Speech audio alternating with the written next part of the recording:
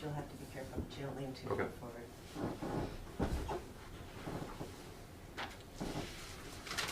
I'll just leave anytime you're ready. Okay, you all comfortable there? You are? Test.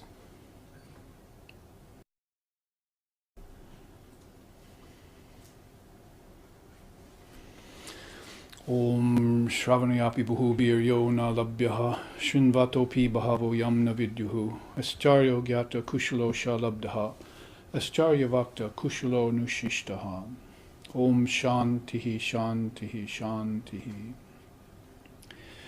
The Atman, the indivisible, all-pervasive self in all beings, is realized and is seldom realized by the many. A few hear of it, but fail to comprehend it. Blessed is that one who hears of it, and wonderful is the one who speaks of it. But extremely fortunate is that one who, hearing of it from the lips of an illumined preceptor, is able to realize it here and now, in this very life.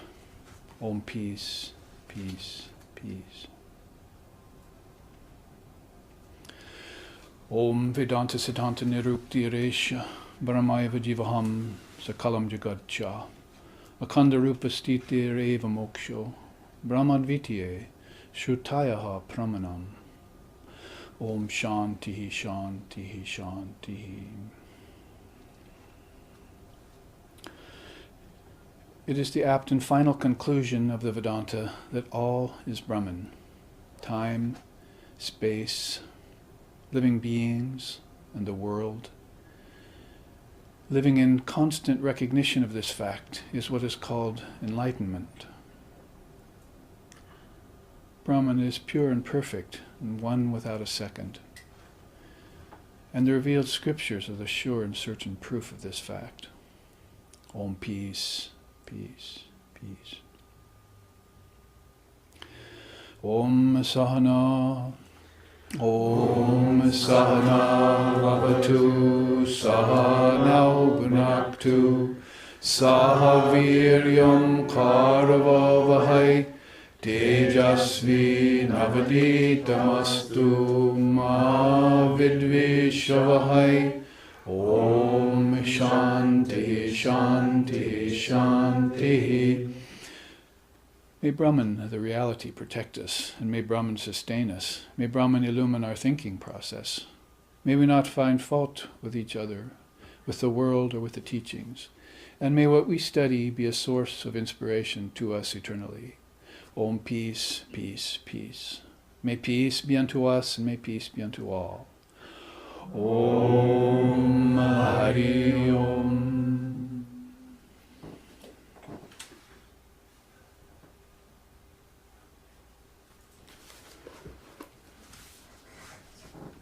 Welcome to everyone here, the SRV Portland, Oregon Sangha, and to our live streaming audience again on Sunday, as we meet to bring a little bit of that peace, peace, peace into expression.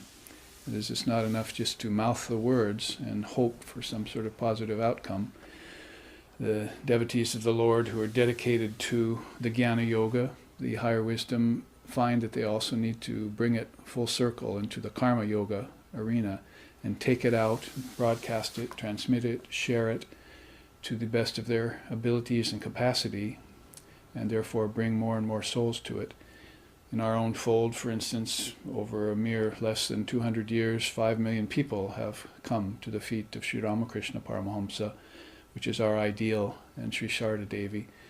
And here in the West, in the second millennium, we are dedicated to the work that Swami Vivekananda, their great disciple, brought to the West in the form of the Vedanta and other salient systems like Tantra and Yoga, Samkhya, the teachings of the Gita, Yoga Vashishta, so many beautiful expressions of truth that India has stored up over many millennia, and therefore bring a little bit of that shanti, shanti, shanti into all levels. And we looked a little bit at that yesterday, and is in accord with the three worlds on our Triloka chart. We might as well take it up right there and begin and jump right in. The sloka was chapter 6, number 3. And we saw that after setting the creation in motion and withdrawing himself from it, he unites the principle of spirit with the principle of matter, with 1, with 2, with 3, and with 8, etc., through the mere instrumentality of time and their own inherent properties. So we looked at this idea of the Lord withdrawing from the creation once it's projected, uniting everything and then standing back and letting the cosmic process roll on according to those powers which fall under his domain, his meaning, his, her, or it. If we're talking about, again, the Supreme Lord or the Divine Mother of the Universe, then we have to admit to a little bit of form, a little bit of qualified non-dualism. But if we take the ultimate standpoint of Advaita Vedanta, then we cite Brahman, we cite absolute reality or timeless, deathless, conscious awareness. Then we're speaking specifically about something that transcends form. So those two divisions, if any divisions are needed, are probably the most practical for us as seekers. We need to be able to hang our hat somewhere in the practical realm with our body-mind mechanism, all those things that are in Maya. Hopefully they're in Maya, but Maya is not in us, as Vivekananda used to say. And we also need to reach deep within, strive, struggle, in order to begin to fashion a higher ideal around this non-dual reality that so few have experienced, but that nevertheless is the very essence of one's nature.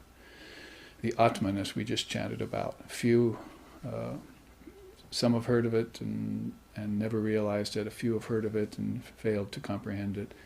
But wonderful is the one who is able to hear about it and realize it in this very life. They transcend samsara, the cycles of birth and death and ignorance. They go beyond the Maya. They meet Mahamaya herself, the great enchantress, and go beyond her worlds of name and form by sheer attainment of freedom. As it says here, everything rolls on by the mere instrumentality of time and other inherent properties. So those are rather mechanical if we look at the insentient side of the picture.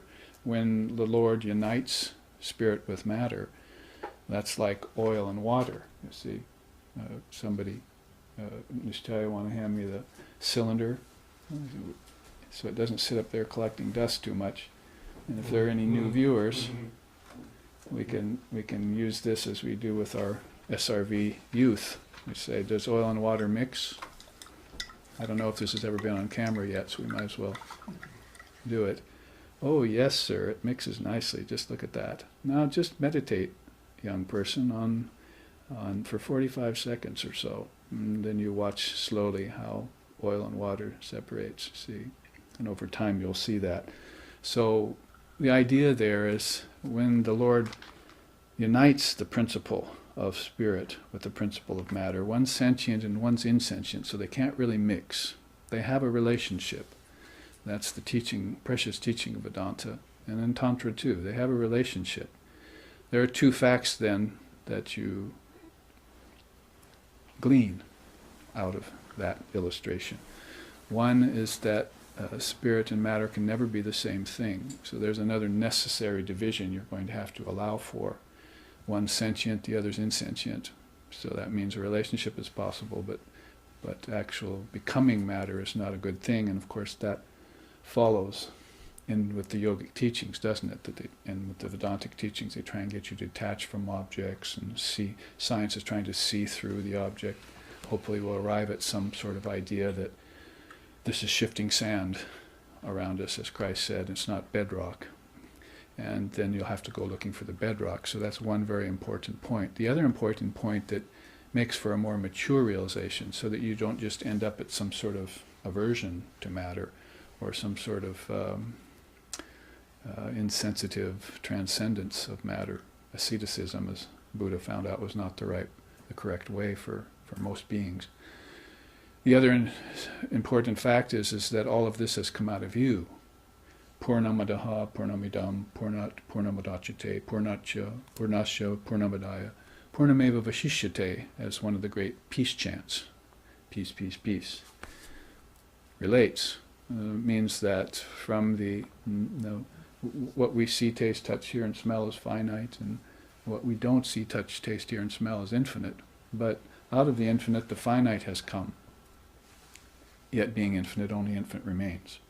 So a very pregnant statement there in the Upanishads, which states that everything is infinite, no doubt, but there's a qualified or saguna part to that is ever changing. There you would put conveniently words like Maya or samsara or nature or change, mutability, transitoriness, ephemeralness. They've exhausted all the words in all languages, in different foreign languages, to try and bring upon us this realization that you must detach from those things. That's a stage detachment. But to come full cycle with the whole thing means that when you realize that the separation of matter and spirit is inevitable because the two are different in nature, then you find out by your connection steps, as we said yesterday in this beautiful chart, that you have to connect the 5 elements to the 5 senses, and the 5 senses to subtler senses, 5 gross elements to subtler elements, and then all of that's taken up, some 20 or 16, as we said over here in this chart yesterday. That's all taken up into the mind, and the mind is taken up into the intellect, and the intellect into the great mind, and the great mind into the Word, and the Word you find inside of yourself, and you find that self, Atman and Bramhan. So this is this great cosmological process, this huge castle with many, many tiers and many floors that consciousness inhabits. So the thing about that then, to emphasize the second point of that great saying, is that all of this has come out of you. Kingdoms of heaven are within you, and they've manifested themselves outwardly, not due to anything other than your own projecting power, that is, the mind's projecting power, as the Supreme Being stands apart, withdraws himself from it.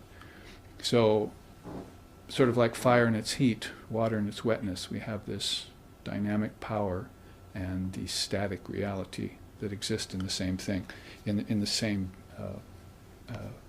indivisible being. Like a poison exists in the snake, but the snake is not affected by it. So that's how in Vedanta and yoga and so forth we make allowances for evil and transgressions and negativities. For the yogi, those are challenges to be transcended, and not to be shied away from or attributed to some incarnate devil or something. You accept those as a part of the process, and then you surmount them. And when you surmount them, you say what? Jai, yes, Jai. You get as the Tantrists say, the 7 victories over the 7 levels, the 7-floored tier of cosmological purport. And then you ascend to the highest tier, as it were, up there in your citadel, far beyond cats and dogs and trees and lakes and mountains and so forth. And you rest there in your own true self, natural shining, like we saw Sri Ramakrishna Paramahamsa doing. So gradually, if it takes a few minutes, then so be it.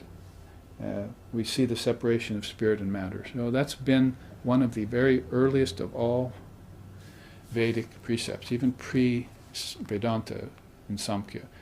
There is a line of manifestation from Mahat and nature, unmanifested nature, all the way down to the gross element earth. And then there's a reverse line of involution that goes all the way back up into the great mind and back to Om. So there's this chain of evolutes, and then there's this withdrawal of the chain of evolutes. The soul needs to become very conversant with that and be able to do that easily, with ease, like beings that have taken many incarnations. Sometimes we mention Vivekananda, and the Tibetan Buddhists are very keen on that teaching, taking several different incarnations in order to help the world as bodhisattvas. If we can become facile and swiftly effect that involution process, then we, as Sri Aurobindo said, can go up and down the amber stairs of birth and death at the time. And Krishna says in the Gita, those beings who master that process, they're never bothered at the time of birth, and they're never disturbed at the time of death. They remain unimpeachable and impeccable, impervious to all sorts of insinuations of change, of maya, of samsara, and so forth. And those are the beings we admire and we salute. So that can be done via a practice of meditation. You actually learn the cosmic principles first. That's your study. Memorize them. That's your swadhyaya. Let's see if you can. You know what your cosmological universe consists of. If you know what the kingdoms of heaven are within you, as Christ wanted you to know, then you simply know that they've come out of mind. So if they've come out of mind, then you look into your mind and you see them there. You see everything else there, don't you? Hunger, thirst, hatred, anger, positivity, everything else is in the mind. As Holy Mother said, everything is mind, my dear. The mind is everything. So as far as embodied beings are concerned, that's the hub. The great mind, the collective mind, and the individual mind. Again, in 3 different subdivisions. Triputis they're called. So it says here, unites the principle of spirit and matter with 1, with 2, with 3, and with 8. And you might as well just go on saying 16 and 24 and 36, because systems came out later with the 24 cosmic principles, and then Shaivism added 12 more on top of that, and you had 36 cosmic principles. They were busy inspecting themselves using the guidelines that the great teachers of India gave them in centuries past. And they took those in and they inspected themselves, and they located inside them the kingdoms of heaven, and they could pinpoint them with accurate ease. And then they simply meditated on it. So when we say involution and evolution, we're not talking about time, right? The mere instrumentality of time and their own inherent properties. You can take, why take 45 seconds or 45 lifetimes to try and separate this process? Do it in a 1 hour meditation. That is basically just, if you have all of the Samkhya principles inside of you and you know what they are, enumerate them and start just drawing your consciousness from them one by one. I am now withdrawing from earth. I'm now withdrawing from water. I'm now withdrawing from fire. I'm withdrawing from air, and I'm withdrawing with ether. And I know that my 5 senses are connected with those. Smell with earth, taste with water, fire with sight, and so forth. So I begin to withdraw everything back into its cause, from that effect to that cause, and then that cause is going to be drawn back into another effect. This is called dissolving the mind stream. You're doing it with your own willpower, of your intelligence, with your consciousness. You are different than matter, so you want to separate yourself from matter. So it's not enough just to go to some Hindu gathering when you're young and hear, you're not the body. Oh, well, thanks. No, now you have to prove it to yourself. Like Vivekananda said, the only proof of proving to yourself that you're not matter is to leave matter alone. So you leave it alone in your meditation. You're certainly going to do that at the time of leaving your body. So why don't you make it easy for yourself and have a conscious, swift, and easy exit from this cage of bone and flesh, especially once it's become old, diseased, and decrepit, and of not any use to anyone anymore. In fact, probably an outright hindrance on others. See? So give it up as easily as you took it on, and take another one if you like. The mind can produce as many bodies as it wants, with the help of nature and with the help of Maya.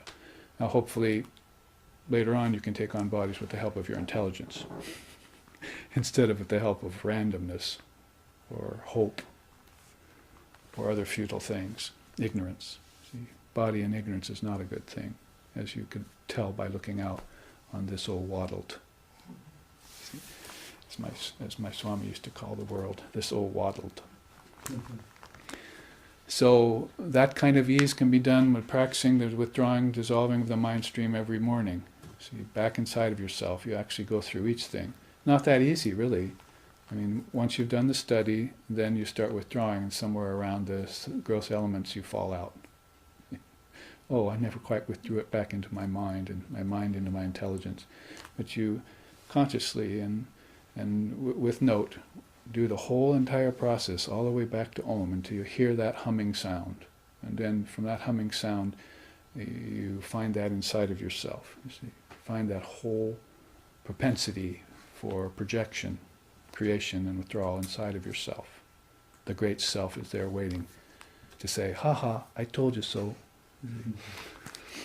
And now you know what self-realization is like. See, in order to know who you are, you must know what you're not, which is my contention with some of the modern interpretations of the Atma Vichara.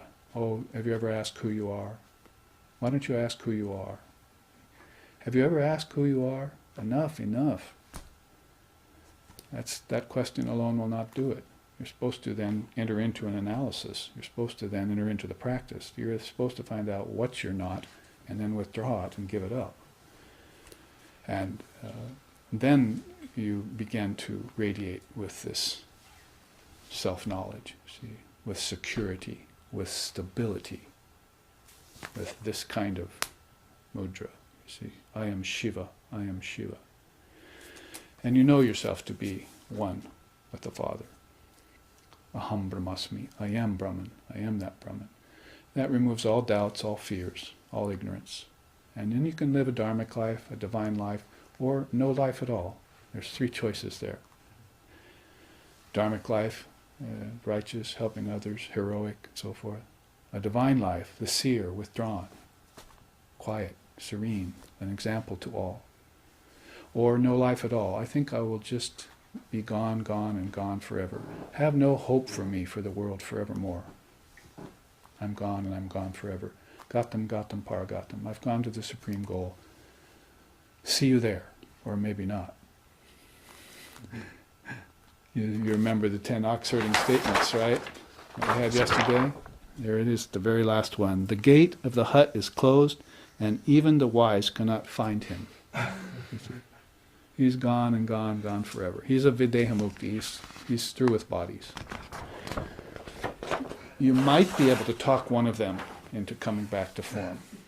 If you're a Sri Ramakrishna Paramahamsa and you assume a golden form like a little child and go to a great seer in the Brahma Loka, like Swami Vivekananda, who is sitting in 700 years in meditation, 700 years at a time in complete formlessness, somehow get his attention and say, I'm going out there to the realm of the 5 elements because the arc of the world is sinking in lust and greed and anger. Come with me, won't you? Let's help these beings. Help them what? Free. The eternal self. Help them to get free from suffering? No, because what's the first noble truth of the Buddha? There is suffering. Suffering is. So how can you help them get free of suffering? You want to get them transcendent of suffering. That is, transcend this old waddled. And in order to do that, you find it all back inside of yourself. It's your projection, along with your fellows, along with your cohorts, along with cultures and races, and along with your ancestors, which Buddha wanted to transcend under the Bo tree. So transcending it means to give it up, and that's a stage. Then you find it all inside of yourself, and you're perfectly content. You know that you can project it and withdraw it at any time. Do I need to elaborate any more on Sloka 3 of chapter 6 of the Shvetashvatara Upanishad? This is what I see in it. But I also see that some elaboration is necessary to finish this chart, because when they say unites that and brings about the 1, the 2, the 3, and the 8, we see a lot of these numbered systems here in this chart.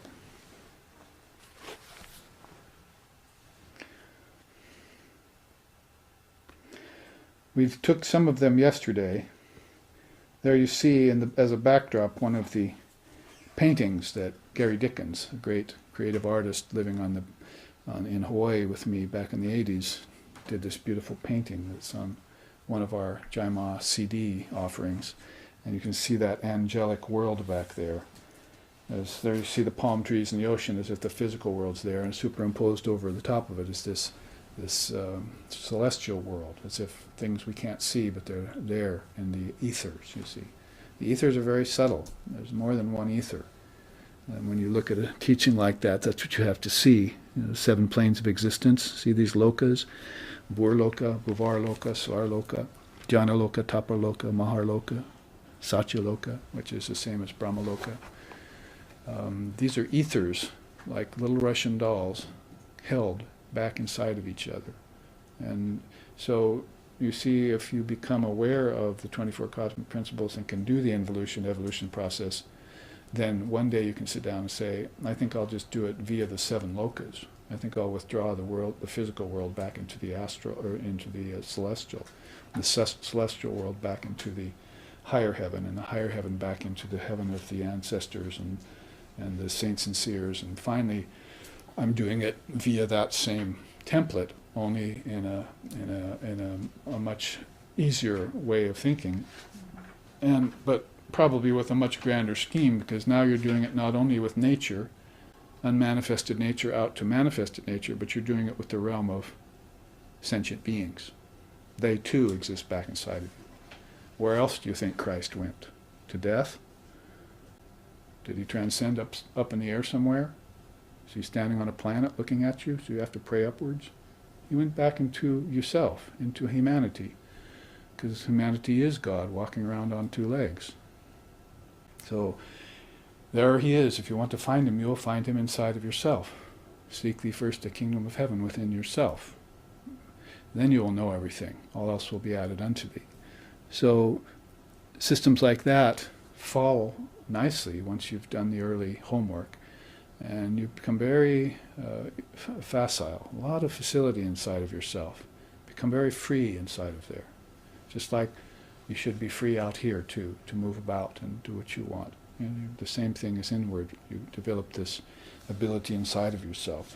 So, in accord with that 3rd sloka, to finish it up, we took 3 realms, the 4 states of awareness, the 5 cosmic functions, the 8-fold body, and there are the famous 24 cosmic principles. 5 gross elements and 5 active senses fall under the gross world, right? Stula Jagat. That's where you'll find them. So classify them there. Peg them there. See? That's the physical world. That's the A of Om, right? The U of Om is more celestial, more inward, and that's where you would find Sukshma Jagat.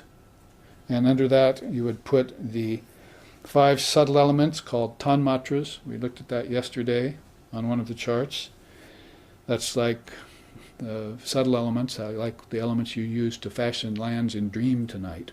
See, you have water and air and earth in a dream, so those are signs of the tanmatras exist, is that you actually use them in thought. The whole thing is telling you everything has come from mind. Even this world has come from mind.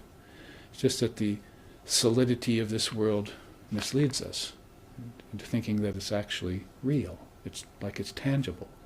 Well, take it apart with your electron microscope and find out that it's not. That it's an appearance, solidity. Then attribute solidity, go looking for solidity. Where is it? Oh, it's back in my mind as one of the tanmatras. See, the power of things to become solid. My own mind has done that to me. And I'll make it liquid tonight in dream, won't I? The very same chair I was sitting in today, I'll make it liquid tonight in dream. I'll take solidity away from it. Take it to the celestial region. See? Then I might as well, if I sit on it here consciously, I might as well sit on it there consciously too, you see. Take your conscious seat in all 3 worlds.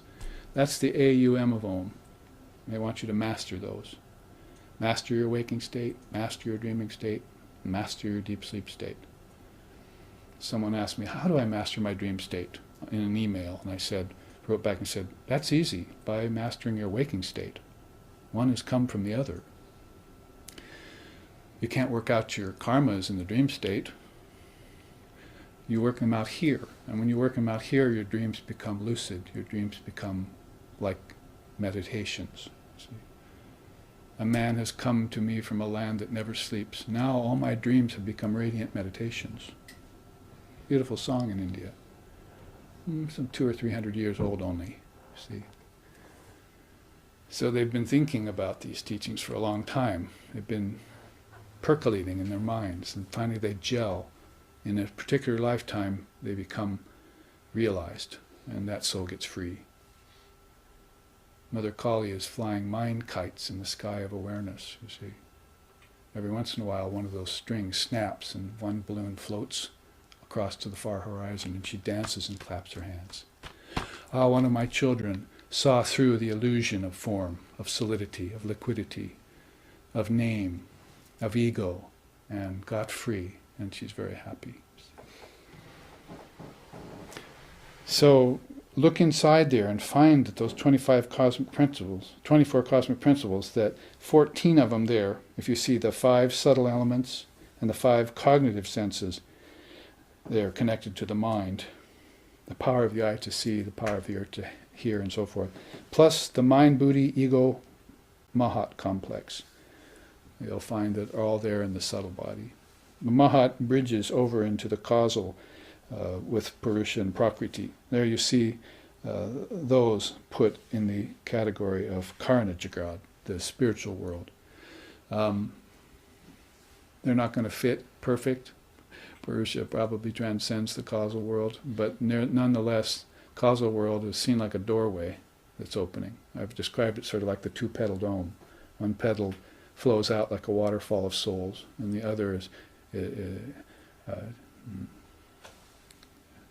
withdraws, brings in to the ocean of consciousness souls that are going in a stream of Kaivalya, a stream of freedom. So this 2-petal dome is the main vortex at the level of spiritual realization. Meanwhile, down here at the heart, with 3 below and 3 above, 3 worlds below and 3 above, the heart is the place where you aim for. Dhanur grihit upanishadam mahastram sharam hupisanashita sanjayita ayam yatad bhavakatena cetasa laksham taveaksharam somya vidhi. Fasten your aim toward that Brahman, see, toward that highest center, and release and penetrate the mark. But make sure your arrow has been sharpened by thoughts on reality alone. Yes. So think only on God. Think on these godly things. See, enough talk about worldliness and so forth. My ears are burning. Give it up. See. Now, talk more about high ideation, high conception, even beyond the so-called heights of science and quantum physics. I want to talk about my consciousness. Somebody said to me this morning at breakfast, it's a new idea for me to examine my thoughts. I thought that was a great pivotal place, you see, because that's Atma Vichara, isn't it? I mean, this is part of what we say when you look inside of yourself to find the kingdoms of heaven. What do you think they're made out of, if not your thoughts? The thoughts of your ancestors, the thoughts of human beings who are aspiring towards heaven, the thoughts of hell beings who want out of hell into heaven, the thoughts of the rishis who have their eyes fixed on heaven to try and get people beyond heaven. These are all thoughts. Thoughts are extremely powerful. Chit happens, as we used to say in SRV early days. Chit happens. Chit means consciousness, conscious thoughts, vibrations, vrittis. But of course there's a whole morass of unconscious thoughts, evil thoughts, brooding thoughts, sorrowful thoughts, heavy thoughts, klista vrittis. So you want to quit this brooding penchant, you see, and alochana, begin thinking, higher thinking. Alochana is the pivotal place. So to examine your thoughts, it means you're going to sit there and look inside. You think it's just letting your thoughts roll on and brooding, like they always did? You've had enough of examining those kinds of thoughts. Lifetimes. Why do you let your mind ramble like that? Like people let their mouth ramble. So many words all the time, all with zeros. Sri Ramakrishna said. It's like putting zeros on end. They add up to nothing in the end. But put the one in front of all of those words, the one in front of all of those thoughts, you have a huge number, and it adds to the benefit of not only yourself, but all your fellows, your countrymen, and the world, if you keep this universal idea that we are one world. God bless America and nowhere else? No. God bless everyone in the world. We're all one family, one blood, one heart, and hopefully we can get to be one mind. The Vedanta is supreme for that, and its concomitants, like Buddhism. Anything that is from India wants that high ideal to be realized in this life, and it's been striving and struggling to bring it to bear, into which the great Trinity has poured its life force. See, fortified by the lifeblood of the avatars, as Swamiji wrote in one of his songs. See, what is that song?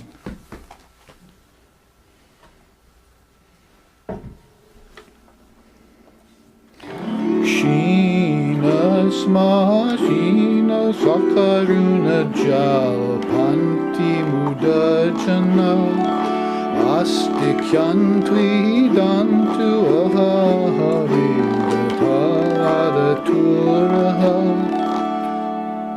Means we shall crush the stars to atoms.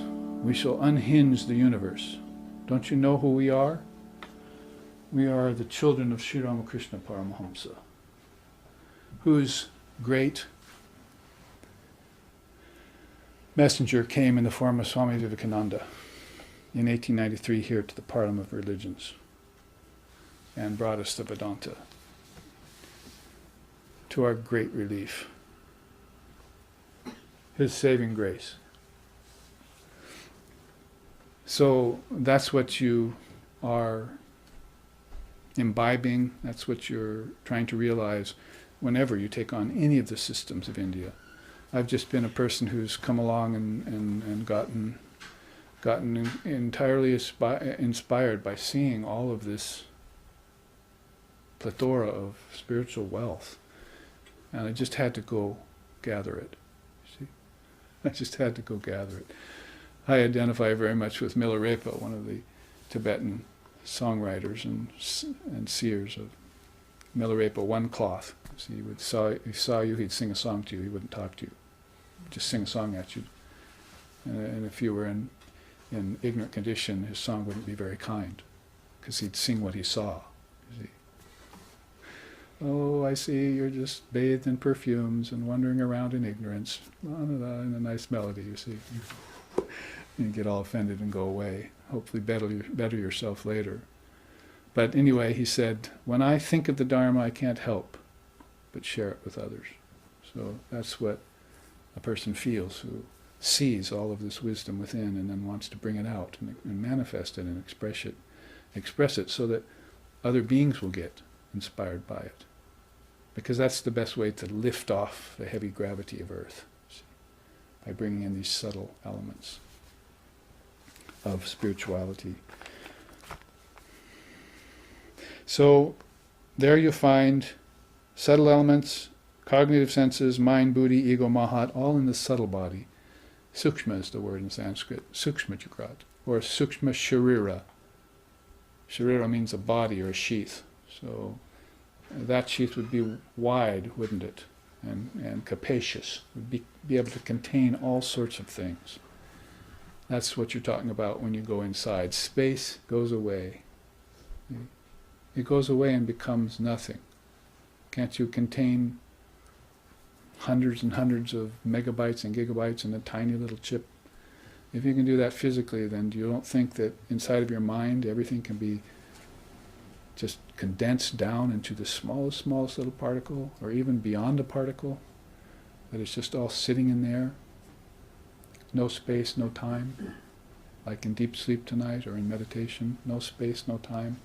Yet it's full. Purnamadaha, Purnamidam, Purnat Purnamadachyate. And you can't access it? Why? Because it's hidden in things, see? Because it's hidden in all beings, because it he spontaneously covers itself, you see, because she distorts it or she makes it hard to find, see, to keep those who aren't interested in it at bay. You don't strew pearls before swine. You have to become a Sherlock Holmes of the inner realms, you see, and begin searching. When you're born, you have to say, the game's afoot. I see name and form here. That gives me my first clue. There's a problem. There's something rotten in Denmark.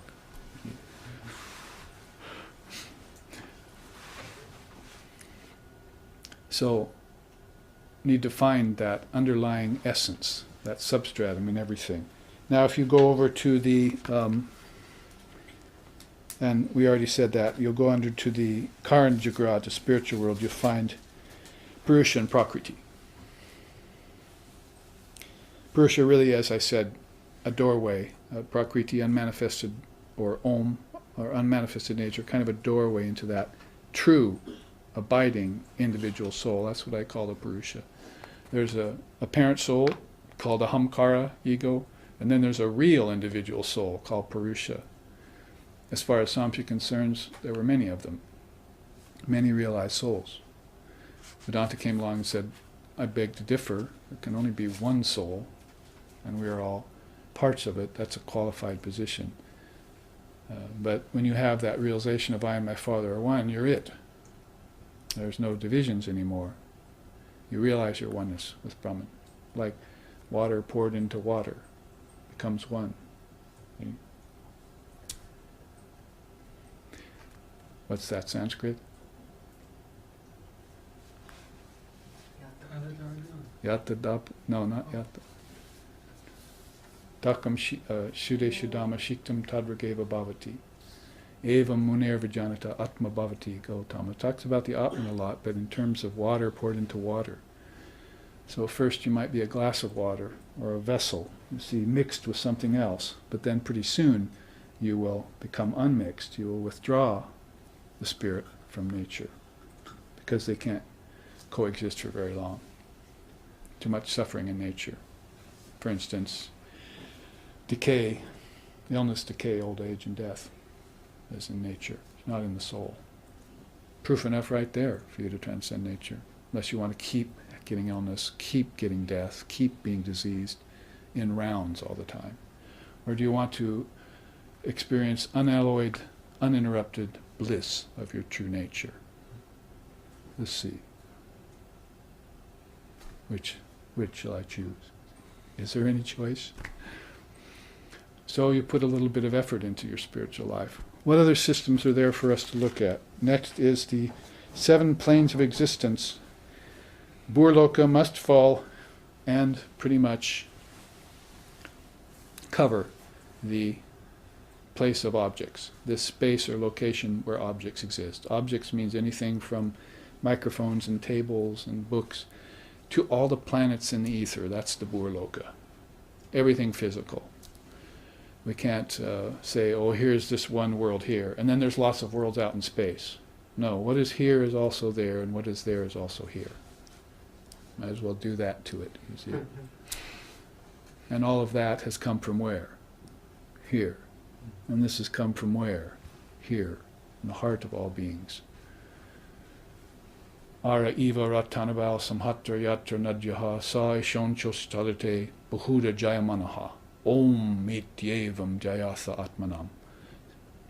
There at the heart, where all the subtle nerve endings meet, abides the Atman, stable, but expressing itself. So meditate on that as Om. Om ityeva jayatha, dhyan, meditation. Atma. Meditate on that Atman as Om. So make sure you take everything that was previous to Om up into Om. And see how it spilled out of Om. In the beginning was the word. That's the beginning of a cycle he's talking about. He's not talking about the ultimate beginning because there is no such thing. Beginnings, middles, and ends are long ago have been seen through. Time has been seen through by the seers of India. So they're not going to agree that there's an ultimate beginning or middle and end to everything. Existence just is. And it's either formless or it's with form. When it's with form, it rolls on. So it's eternal too.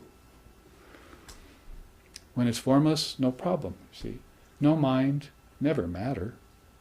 No matter, never mind. My teacher used to say. In other words, if there's no mind, there will be no matter, because all matter came out of the mind. You gave rise to everything with thought processes. You and the ancestors and the gods and goddesses and the seers and saints and the Trinity, all of you, cosmic collective to individual, gave rise to everything. God's not a creator. Nothing doesn't exist. There is, at all times, there is something. There is existence. So, no mind, there's no matter. And if you don't see any matter around, well then never mind. Forget it. You don't need to worry about it. Because matter is where all your problems are. It's where they're hiding. What happens to an object when I own it, or try to own it? It gets stolen. It stops working. Go find a repairman. Buy another one. It stops working. A thief comes and steals it. I get bored with it. Shall I go on? Why are you obsessed with objects? Besides, science and Buddhism and Vedanta have told you that they're empty of the desire to fulfill you, and empty of substance. And Christ has said you can't build your house on that kind of thing. Birds have nests, foxes have holes, but you have no place to lay your head there. So are you still holding on to it? After all this, from all fields, secular and spiritual, higher and lower knowledge is all telling you, pointing to the same thing, and you're still got a desk grasp on the atomic particle, on the object, and you can't look inside of you and find the kingdoms of heaven? What's the next one? Pranamaya kosha. That's the space of energy. Prana, as we looked at yesterday, that missing link along with the tanmatras in our cosmology in the West. That is, what cosmology we happen to have of our own. Most of what we have right now has been borrowed from Rome and Greece, you might have noticed. Most of our philosophical words are Roman and Grecian, Latin. But what does America have other than that?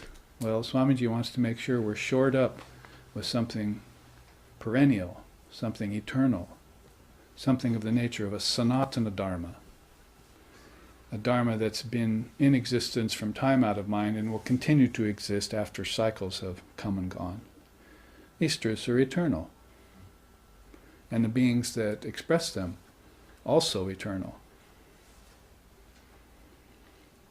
Guess what? You're in eternity right now, and eternity is one vast, broad moment, filled with consciousness, just like an ocean filled with water. So, Pranamaya kosha is something you need to get on the track of. Sherlock Holmes needs to find that very fine energy that is not electric, that is not kinetic, that is not lightning, that doesn't shine by moon or sun or stars. Shall I read it? Because it's coming up. In this very chapter, see if you can recognize it.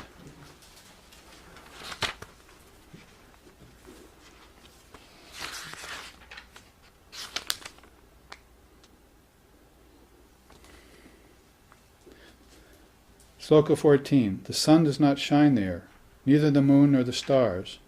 There these lightnings shine not. How then this fire? That means this mortal fire. Because he shines, everything shines after him. By his light all this shines. It's in another Upanishad too. Does it all of a sudden surprise you that Shvetashvatara was so enamored of it that he borrowed it for his Upanishad later? That's an eternal truth. There the sun shines not, nor the moon, nor the fire, nor stars, nor lightning, much less this tiny mortal flame called prana. See, that waxes and wanes too. So that famous sloka occurs now to us here in the Shvetashvatara Upanishad coming up, and it relates very well to Bhutakasha and Pranakasha. Most of the things mentioned there are in the Bhutakasha or in the Pranakasha, until he mentions that one light shining. And then you're talking about Chitakasha, you see, a space that's beyond space. So if you know your 5 Akashas, if you know your 7 worlds, if you know your 24 cosmic principles, and you put them all together and study them, you're manned for the journey. So you have all the supplies you need. You're an intrepid spiritual traveler. You know what you're not, so then you find who you are. Otherwise you spend all your time casting about in an ocean of samsara, visiting harbor after harbor, going into marketplace after marketplace, shopping in the bazaar of mundane human convention, purchasing things that are no good for you and will just die, decay, be stolen, or become boring.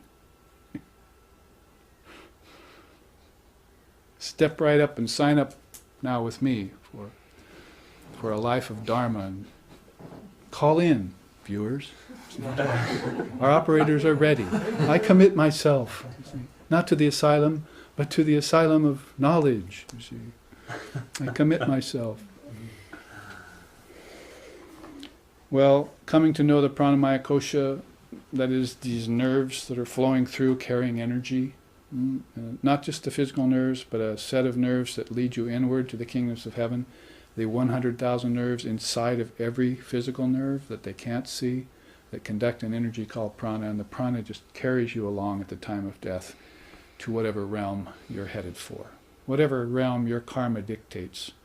So let's make sure our karmas are neutralized or destroyed outright, so that prana will become chit shakti, and chit shakti will carry us to the highest of all realms, to the Ramakrishna Loka, to Vaikuntha,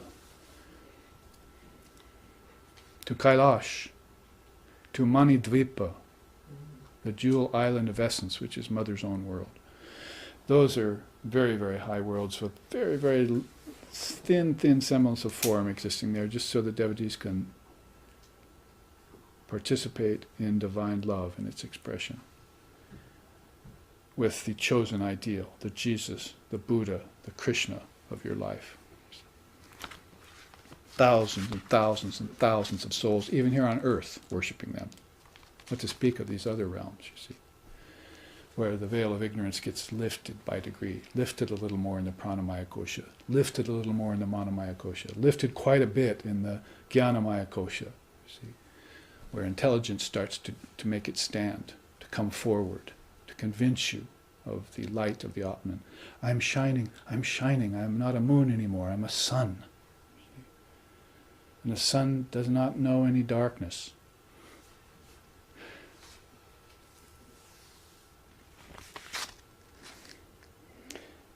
Well, there's Brahman, put alone, poor Brahman, over there in the third world, the Karna Jagad, you see, poor old lonely Brahman.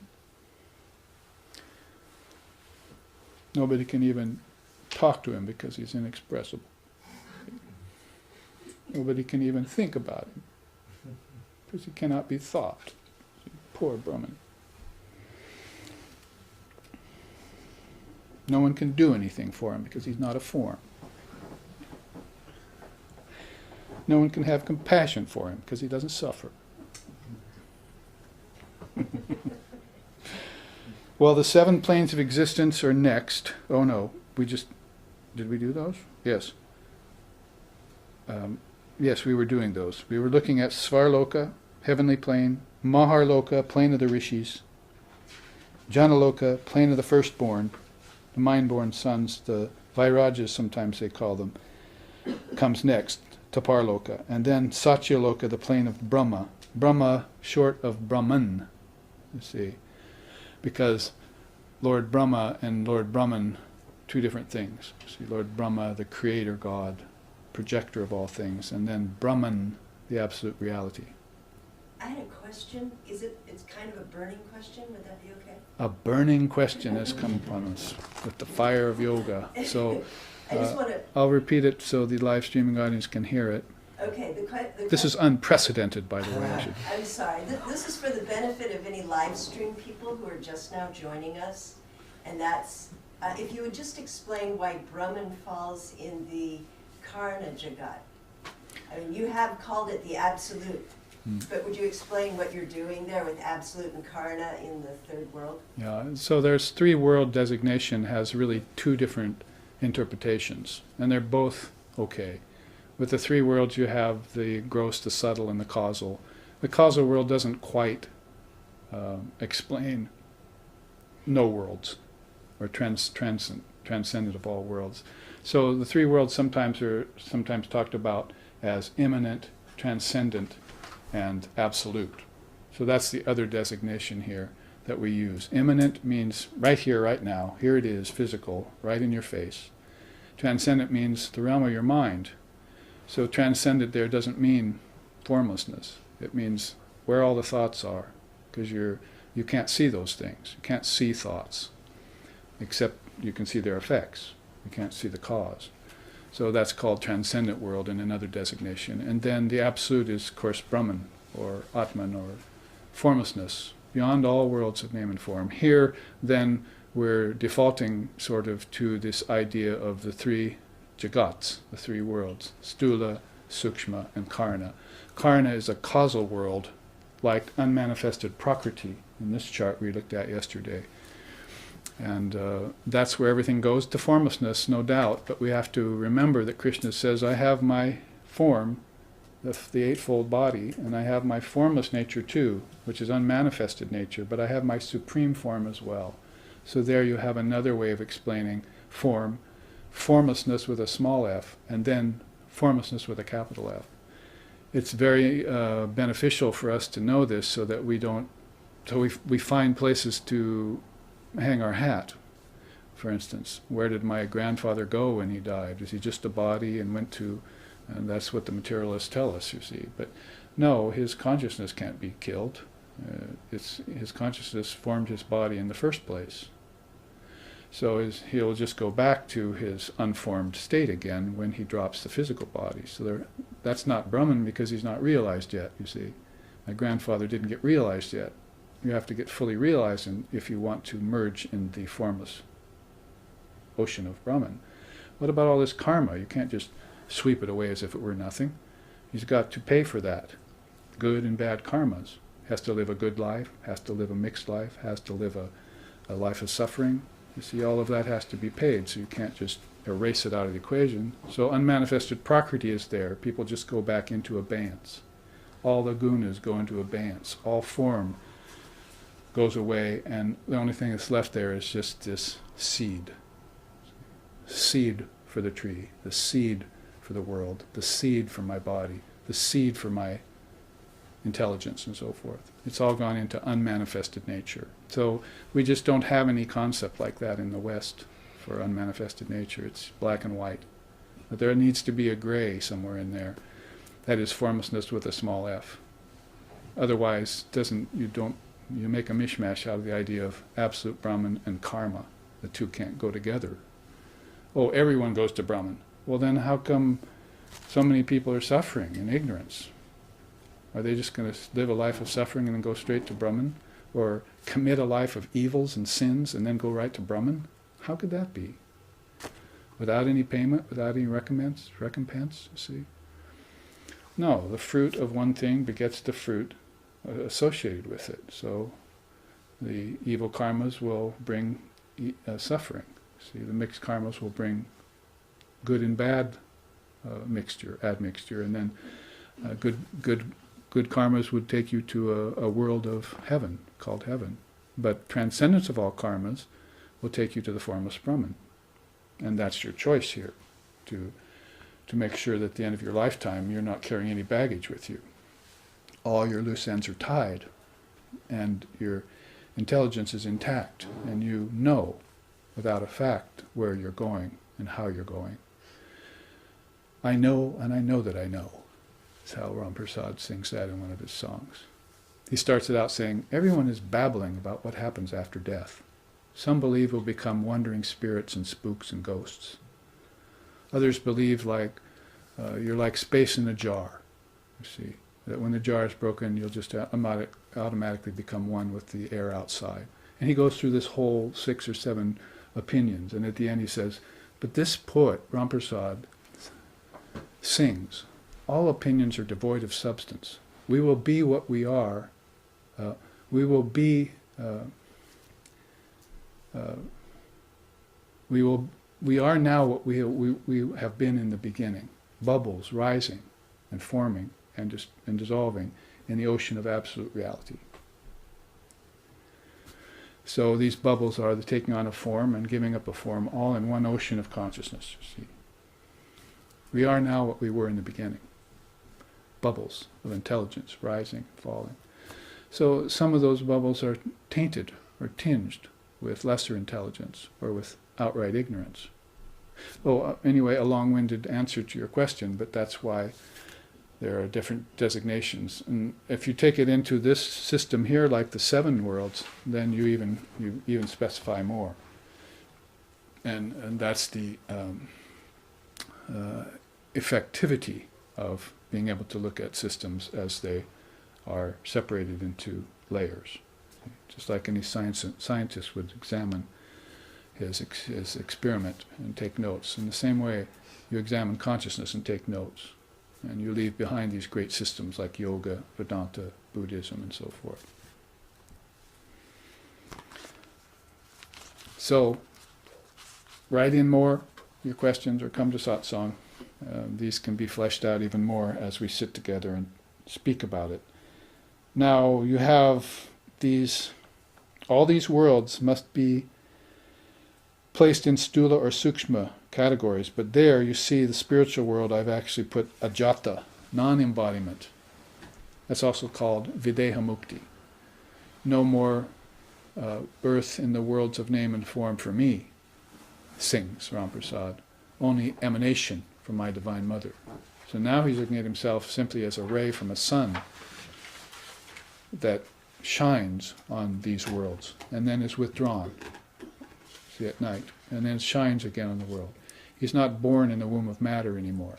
He's actually just emanating from light and returning to light. Beautiful song he sings. No more birth in the womb of matter for me, only emanation from my Divine Mother. So he's taken all the ignorance out of the equation and shifted his consciousness into that one Brahman, alone. That alone exists. Atman alone abides. And all the rest of this, subtle, gross, and so forth, falls in the realm of Maya. He's not going to be born there anymore. Made up his mind.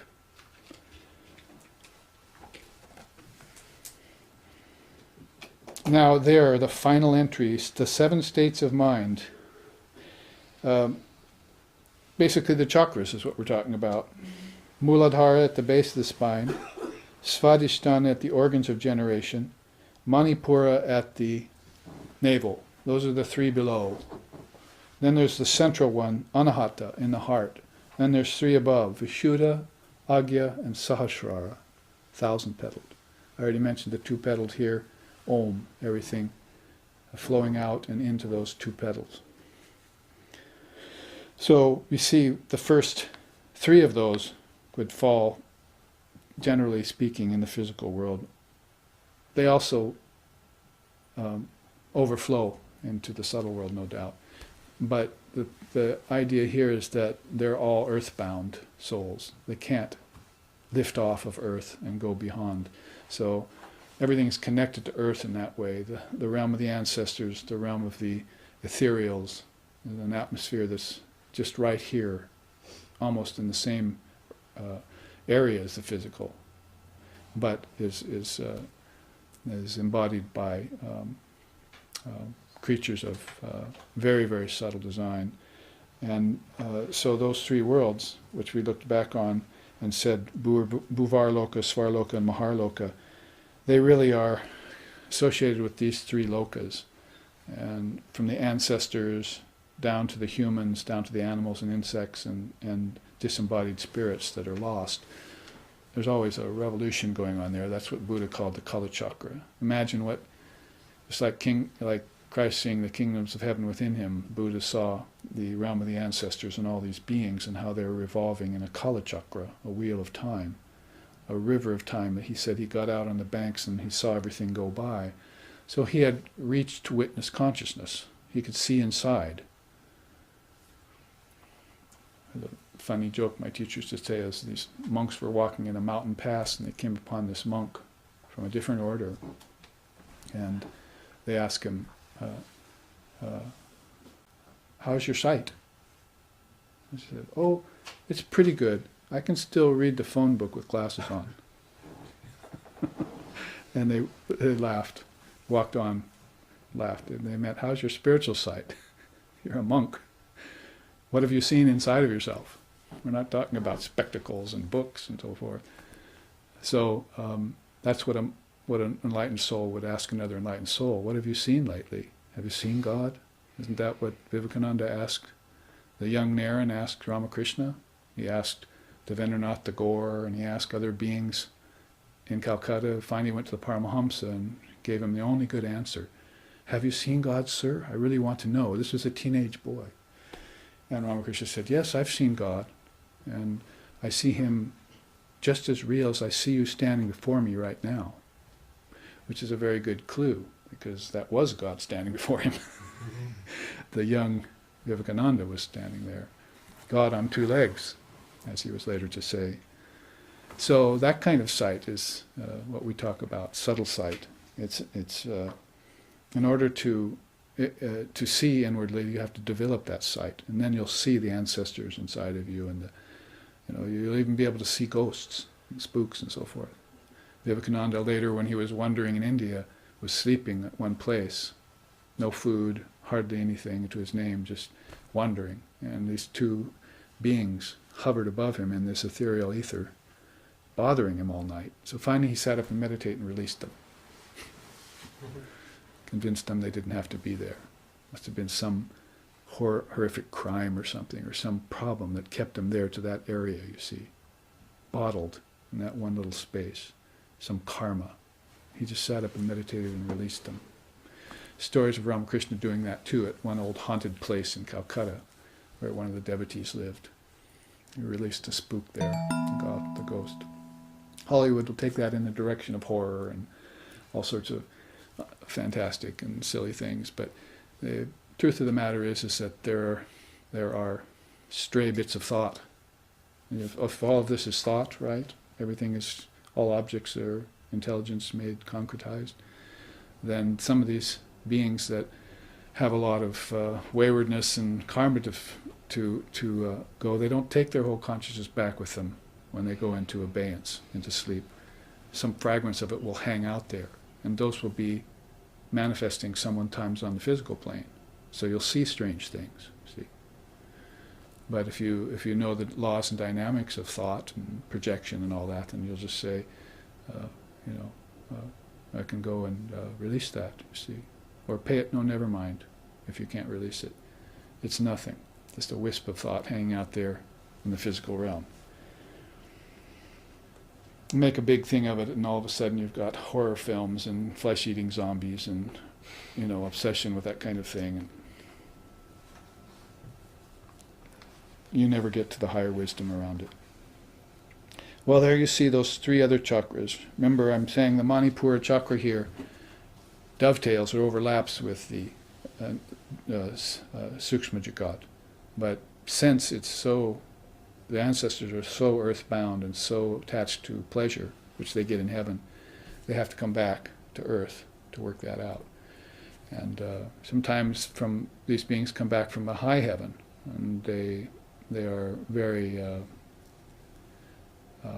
wonderful beings come to earth. Sometimes those beings aren't fully realized, but they've come from a very deep place, but they're still attached to embodiment. So that's called a god or a goddess, or an asura, a demigod. They have a mixture of very good qualities and then some desires for power over others, desires for exquisite pleasures, whatever. That will also bring them back, until they can renounce it all and just become pure. Pure mind, as one mother said. There's the Sahasrara chakra in the highest realm.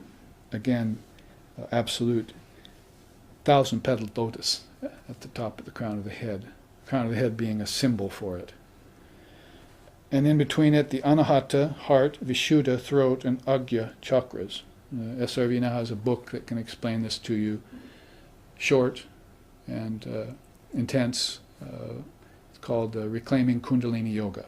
You want to reclaim Kundalini Yoga back from those who are using it as a way of just engaging in physical asanas and breathing exercises and health food fads and so forth. I'm going to claim it back and see how you bring this energy up the spine through pure food and through mantra repetition and through practice. Turn it into ojas. Turn that ojas into tejas and become realized in that system. Because Sri Ramakrishna has told us in the gospel, there can be no spiritual progress without the awakening of Kundalini. That's a saying in the gospel that he's quoted by M, who heard it. Mahendranath Gupta heard him say that. So that Kundalini system must be very important then. You can't overlook it just because you're a Vedantist somewhere hanging out in some view that you can transcend everything. That Kundalini Yoga is the superlative yoga that these realized souls use in order to see all the kingdoms of heaven. Like we said yesterday, weigh the entire fruit, not just the flesh. And we know Ramakrishna was one of those. The final quote here, and we'll end with our break. The three worlds were born of the light of wisdom, which is ever one, not many. It is the truth or the sat aspect of Brahman that manifests itself as worlds and universes in space and time. Beautiful. Very beautiful. Lord Vashishta's quote. First of all, we have to know that all these three worlds are born of wisdom. It's very easy to say they're born of ignorance or they're born of Maya. See? But essentially, if you look at them, you'll see that they're all born of wisdom. True, that wisdom might get veiled sometimes, it might get distorted, it might get skewed, and that's where you'll end up with these dark views of the world and this realm of suffering beings. But if it's seen rightly, if thine eye be single and you know the truth, then these worlds are made of nothing other than wisdom. Not atomic particles, not ignorance, not suffering, not matter. They're made of your thought, your intelligent thought. Everything is. And that's a very high degree of enlightenment, but not the highest. Wisdom. It's a wisdom samadhi. Sampragyata samadhi, Father of Yoga called it. That's the first saying there. Then he says, it's ever one, not many. So although it appears as the many, you must see it as resting on one substratum. That's the second part of that sentence. Third, it is the truth of the sat aspect of Brahman. So sat means existence. Chit means wisdom. Ananda means bliss. So there are three aspects to reality. The pure existence or truth of a thing, the chit aspect or chid aspect, which is pure wisdom, pure knowledge, and all the subsequent levels of knowledge that flow from it. And then the Ananda aspect, which is the bliss, the love, the devotion aspect. One of the best, most beautiful, complete words for divine reality ever coined or thought of, Satchitananda. So he's saying these are the sat aspect, the existence aspect, the truth aspect of the thing. And finally, it manifests itself as worlds and universes in space and time. That's what we're coming up with soon here. Adisa samyoga nimitta hetu para strikala dekalo pidrishtaha tam vishvarupam bhava bhutamidyam devam svachita stamupasya purvam. Does it sound familiar? Yes. That's coming up, and basically that says that we should meditate upon the Lord as thine own self, seated in your own heart. We'll look into that after the break and other salient teachings. So here we will break. Our live stream audience can look at this chart close up, and we will return in 15 or so minutes. Aloha and namaste.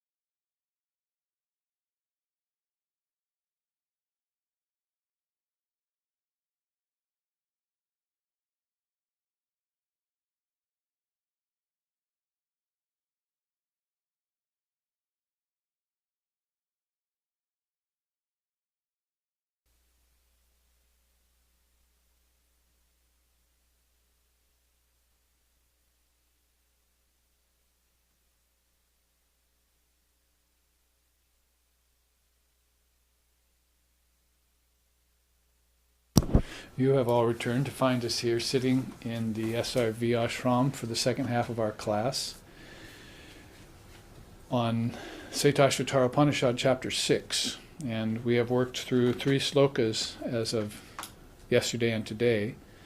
And I think we have looked at sloka 3 long and hard enough to unwrap a lot of its inner meanings, just like any mantra or any sloka or any sutra. Sutra really means like a thread running through it. So in the West, we tend to look at something and say, okay, I understand that.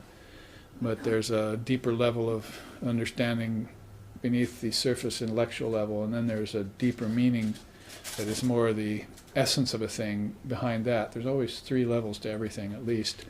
Sometimes you see that they break into 5s or 7s, and that's what this sloka has been talking about. He unites spirit with the principle of matter temporarily, with 1, with 2, with 3, and with 8. And then the mere instrumentality of time flows on and it unwraps. However, people can get lost in time and not unwrap the true meanings of things, and then their mantra becomes, I don't know the meaning to my life, or a truncated version of that would be, why me? And if you ask why, of course, you're talking about karma and its fructifications. So to stop time, cut time down in meditation and stop it, means not only just meditation sitting with your back straight and your mind under and senses under control, but to meditate on the scriptures too. That's called sukshma dhyan.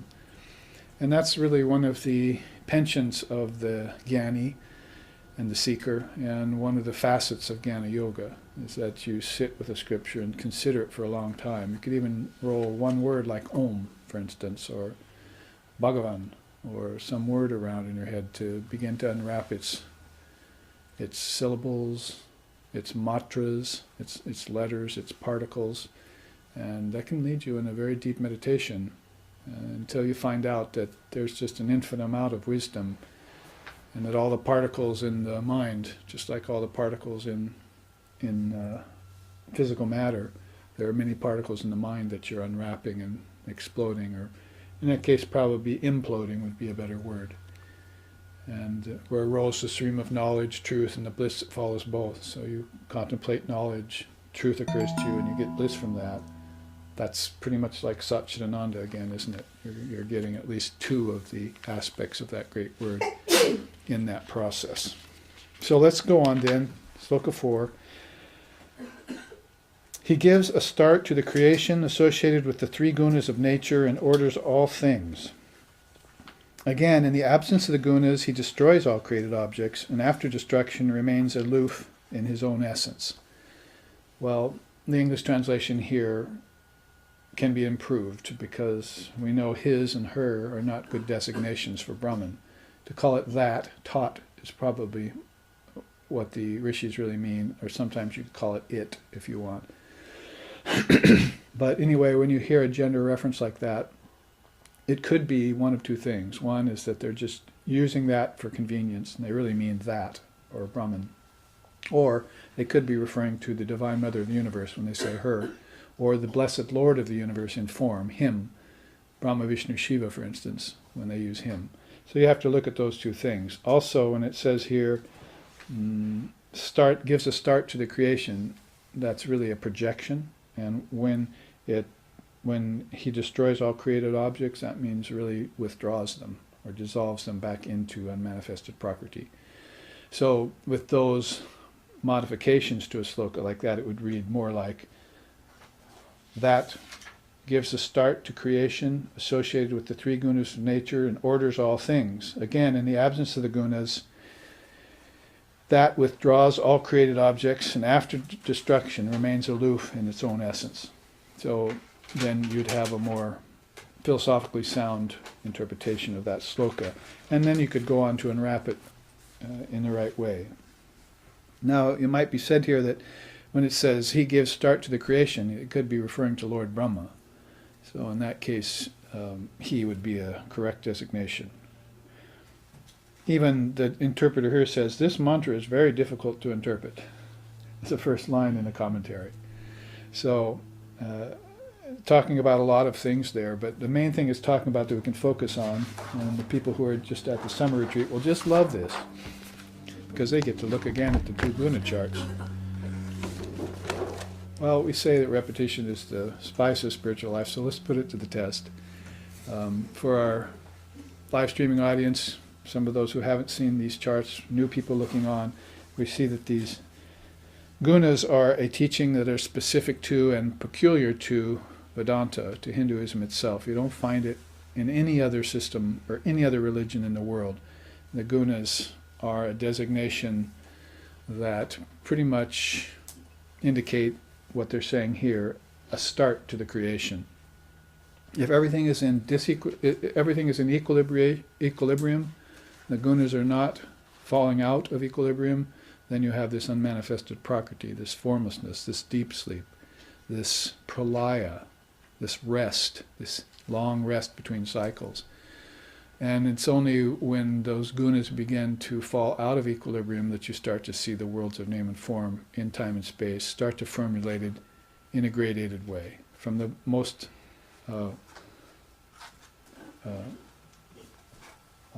causal down to the subtle, down to the gross, as we looked at in the chart in the first half. The three worlds. They burgeon out, just naturally, like heat comes from fire. Just via the very inherent principles of time, space, and causation that are in them. That's why you don't give the devil or evil any resistance. You resist not evil, or you don't give it any attention or too much focus, because there is no insentient, there is no sentient evil that's out to get you. It's all hidden evils that are in the creative process. Those are in your mind. So those are the things you have to find, locate, and neutralize. Then you'll find everything gets you behind me, as Christ said. Just get to behind me. You wouldn't want to put a sentient devil behind you with a pitchfork, would you? He could stab you in the back, you see. So what is it that you get behind me? All those things that I brood upon, all those things I worry about, all those things that concern me unnecessarily, that waste my time, that take my attention away from God, get thee behind me. Finally, once and for all. So you don't mind putting those behind you, do you? Because they're not sentient. They're not out to get you. They're just a product, natural product of creation, preservation, destruction, or projection, maintenance, and withdrawal. They will come out because they come out of the mind. And the mind is dual by nature. If it comes out of Brahman's mind, Lord Brahma's mind, very sattvic. I kind of like that. That's beautiful. And you get the 10 mind-born sons and the rishis and the sages occupying that level of consciousness. You could spend a lot of time with them. You get Ramakrishna Loka, you get places like that. But as it burgeons down and trickles down to these subtle worlds and to the gross worlds, then it begins to become attended by these inherent defects in the whole thing. Like as a recording engineer, I know that as you record a signal or a series of signals, it sounds fine when it hits the tape. That is in the old analog days. Fine when it hits the tape, and the meters don't even, look like they're all correct with the decibel readings. Then you take that onto the next level of duplication, and the little distortion begins to hear it. Finally come down to an inferior medium like a cassette, and you hear the distortion. But you go back to the original and you can't hear it. So there was a signal that hit the heads so hard, hit the tape so hard that it imprinted itself as a distortion in such a minute and quick fashion that all of a sudden the human ear can't hear it, and the view meter doesn't even detect it, but it's there. So I often use that for an example of the inherent problems in the creation. Sometimes you won't get them until the repetition happens or the duplication happens 3, 4, 5, 6 times. So you take Brahman's intelligence and you replicate it as the intelligence of the gods, and you replicate that as the intelligence of the ancestors, and you replicate that as the intelligence of the humans. Then you get what's called dumbed down. It's been dumbed down, and all these distortions start to come out of it. So that's where you are, here in the world, where everything has been dumbed down. Intelligence, matter, thought, you might have noticed. So those are the natural distortions inherent in the process. Suffering is. Do I need to say anything more? First noble truth. Now, in the gunas, then, the thing that we're most concerned about is in the mind. You see here this chart, color-coded for you. Do the live stream audience see that? They have the color-coded chart. You can see three categories there. How the gunas, when they come out of equilibrium, are in nature, how they're in the mind, and how they're in activity. Those are the three things that concern us with the gunas.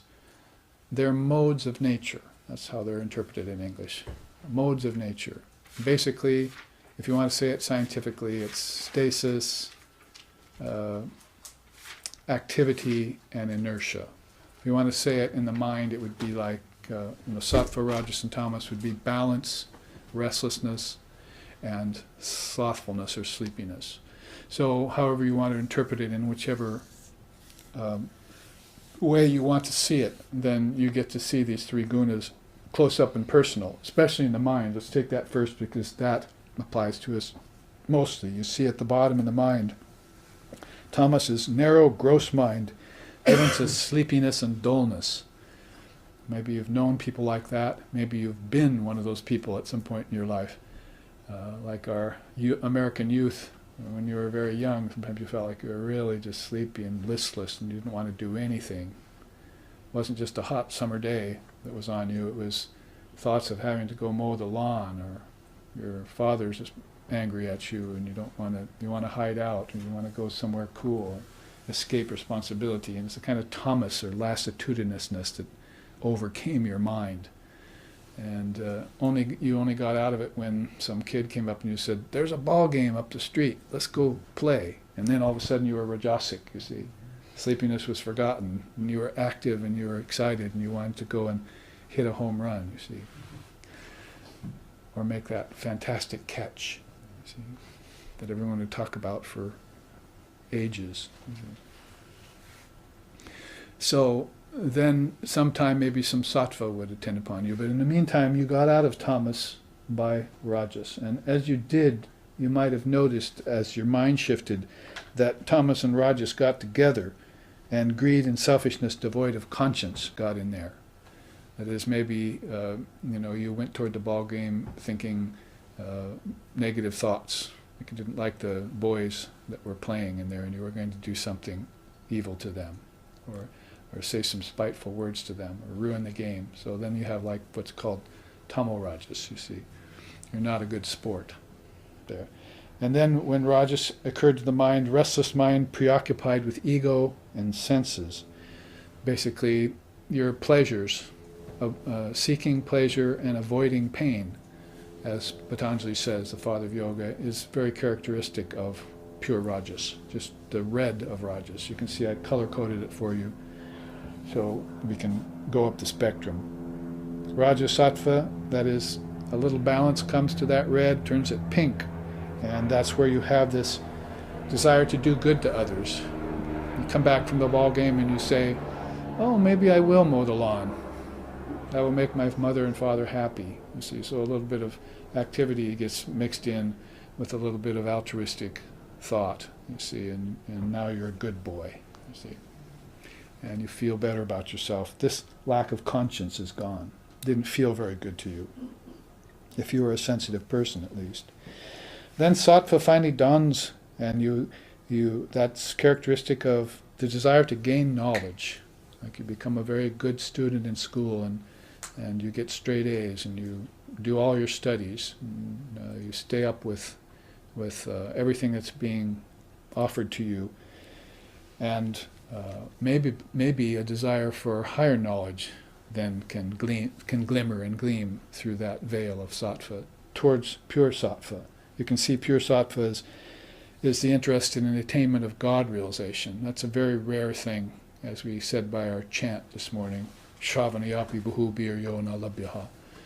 Few have heard of the Atman, and some of those who have heard of it fail to comprehend it. So you have a very strong desire, strong leaning towards realization of God. That's rarely attends upon people, rarely comes to people in this life at all. It's just almost unknown and unseen. And it is just unseen because it is unknown. People don't know about it. So they hear a little bit, due to their good karmas and the grace of the Lord, they hear a little bit about something that's beyond the average or normal or mundane run of things. And all of a sudden they get drawn towards that, and they begin to do their spiritual practices. That's how gunas appear in the mind, and this is always going in cycles in the mind. Sometimes you wake up sattvic, and then you fall asleep that night, you wake up the next morning, where did sattva go?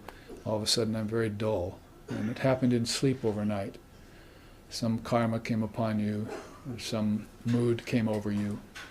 So, you know what I'm saying here is basically we would call them good, bad, and indifferent moods. See, so we're just sort of attributing it to some sort of unknown shift of our mind from mood to mood. Like I was driving along the street the other day, and on the back of a bumper was a sticker, and it said, "Violent mood swing in about 5 minutes." That was the bumper sticker. Violent mood swing in 5 minutes. This is like, stay away from that guy, when he's on the road. So people are thinking of it in terms of moods, and pretty soon, there's nowhere to go but say, I'm to blame for this mood. I got really rajasic and I committed a crime. Now I'm in prison. And they blame themselves for that. Well, it's not like we want to shirk responsibility. However, your mind shifted from rajas to tamas, and from tamas back to rajas, and then maybe into sattva, because of the natural modes of the mind. That's not your mind necessarily. You're the Atman, right? You're pure conscious awareness. So it's your responsibility to curb the mind's tendencies, like this controlling the mind and senses in yoga. That's so you won't end up in prison, any kind of prison, the prison of metal bars or the prison of your thoughts, prison of karma, prison of the ancestor realm, so forth and so on, going between heaven and earth and hell prison. But nonetheless, you have to know that those gunas are shifting all the time in your mind, and you have to just become the witness of them. The dark night of the soul is an example of blackness or tamas in the mind of Christ. So we wouldn't blame Christ for that, would we? We know he's an illumined soul, yet his mind experienced this darkness. And how did he deal with it? He withdrew from it and watched it as a witness. How do we deal with it? We get into it and blame ourselves. You see, we draw ourselves into black holes of depression. Takes us days to get out of a dark mood sometimes. Maybe months. I know people who have been in dark moods and have held vengeance and violence and so forth in their minds for a whole lifetime. Sisters and brothers who wouldn't talk to each other because of some little word that was exchanged. You come across that all the time. So you might say that it's not just so easily laid out, that this wheel that's going around inside our head has many smaller wheels inside of it, sort of like a typewriter ball. You see, it's always shifting and moving, and those letters are all on separate revolving cycles too, so that they can shift. So the rajas, tamas, sattvas that's going around in your mind is always shifting in ways that you can't determine and look ahead. So best thing is to, as is the case with karma, stand back and look at it. As is the case with Maya, Sri Ramakrishna said, never study it, observe it from a distance. Is that the only benefit? Is that you just observe it from a distance and then you get relief? No.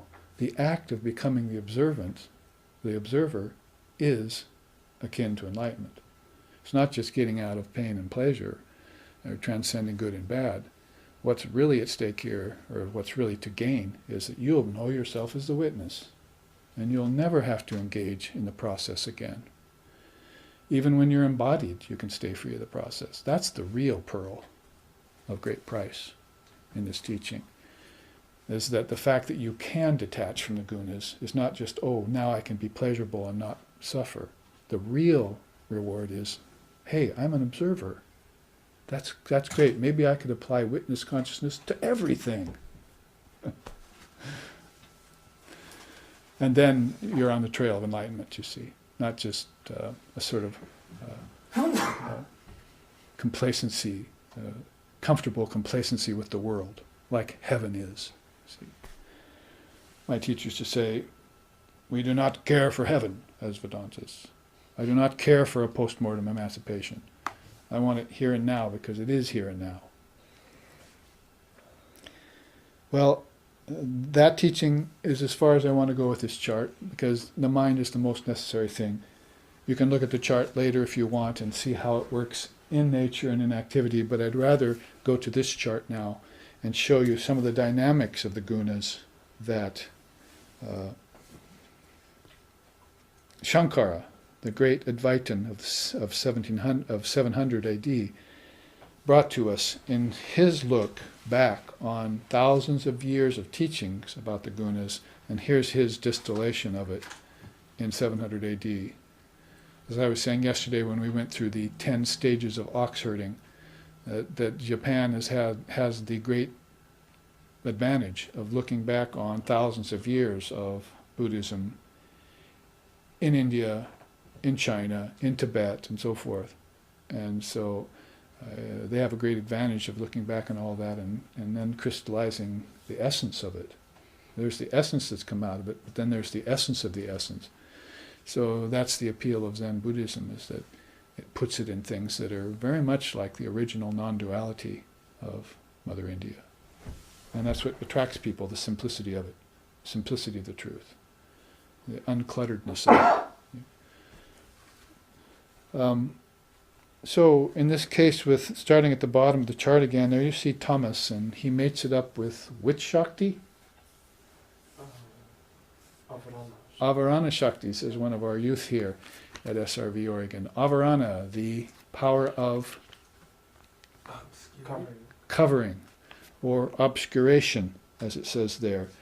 So when I said it's not your fault, the gunas are not your fault, and Maya is not sentient, I meant it.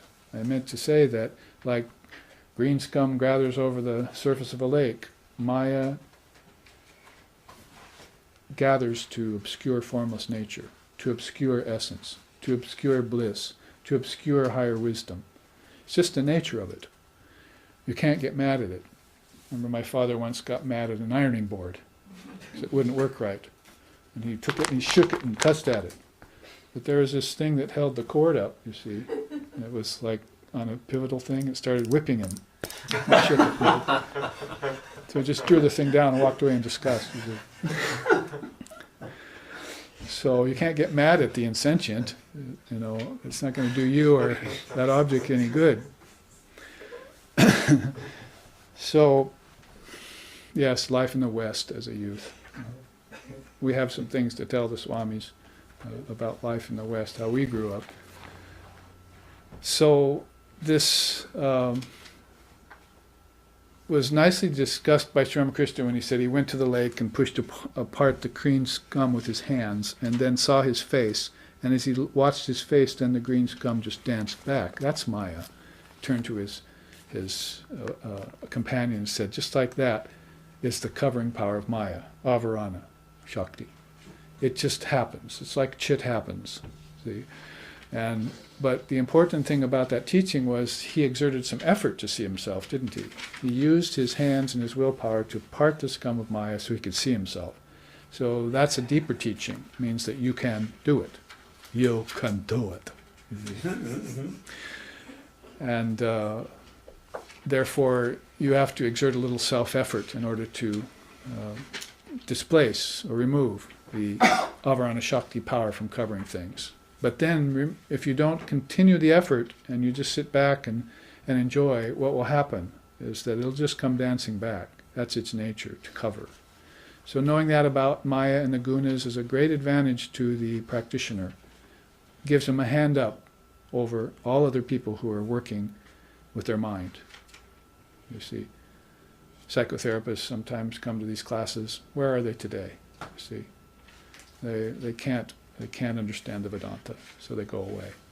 So it's a whole different level of thinking that you have to adopt to and adhere to and bring into your mind and live by. This is Swamiji's work in the West.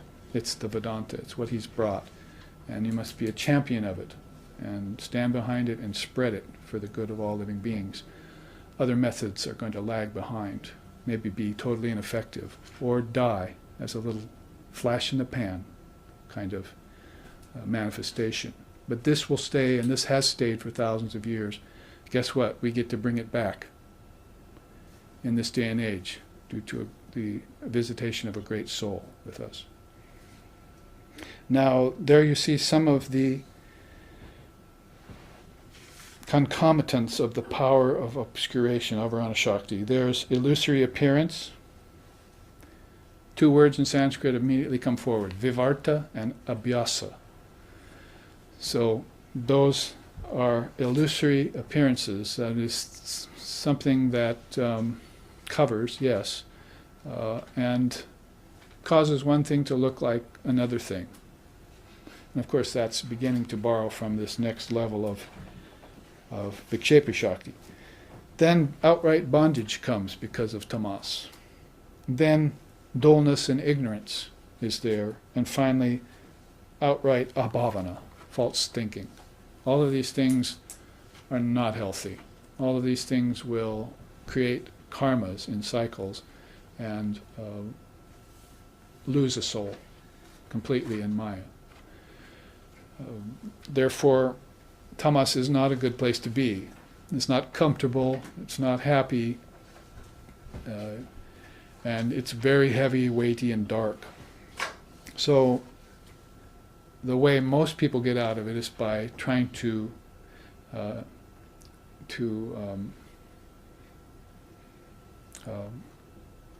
move themselves, try to inspire themselves. And the aid of that is usually by activity. All of a sudden a thought will occur to the dark mind, well, maybe I should get up and turn off the TV. Maybe I should get up and do that thing I've been procrastinating on for so long, you see. Or maybe if I just do the smallest thing, it'll get me out of this mood. So, sure enough, they do that and they begin to launch into rajas. That's called projecting power, and the name of it is called Vikshepa Shakti. Sometimes they call it distorting power too, because it doesn't show you the clear truth, it shows you a distorted version of it. There you can see the elements of it. It's the source of desire. It fuels constant attachment to more of the same. That's why Sri Krishna says, those who are caught in rajas revolve. Those who are caught in tamas fall.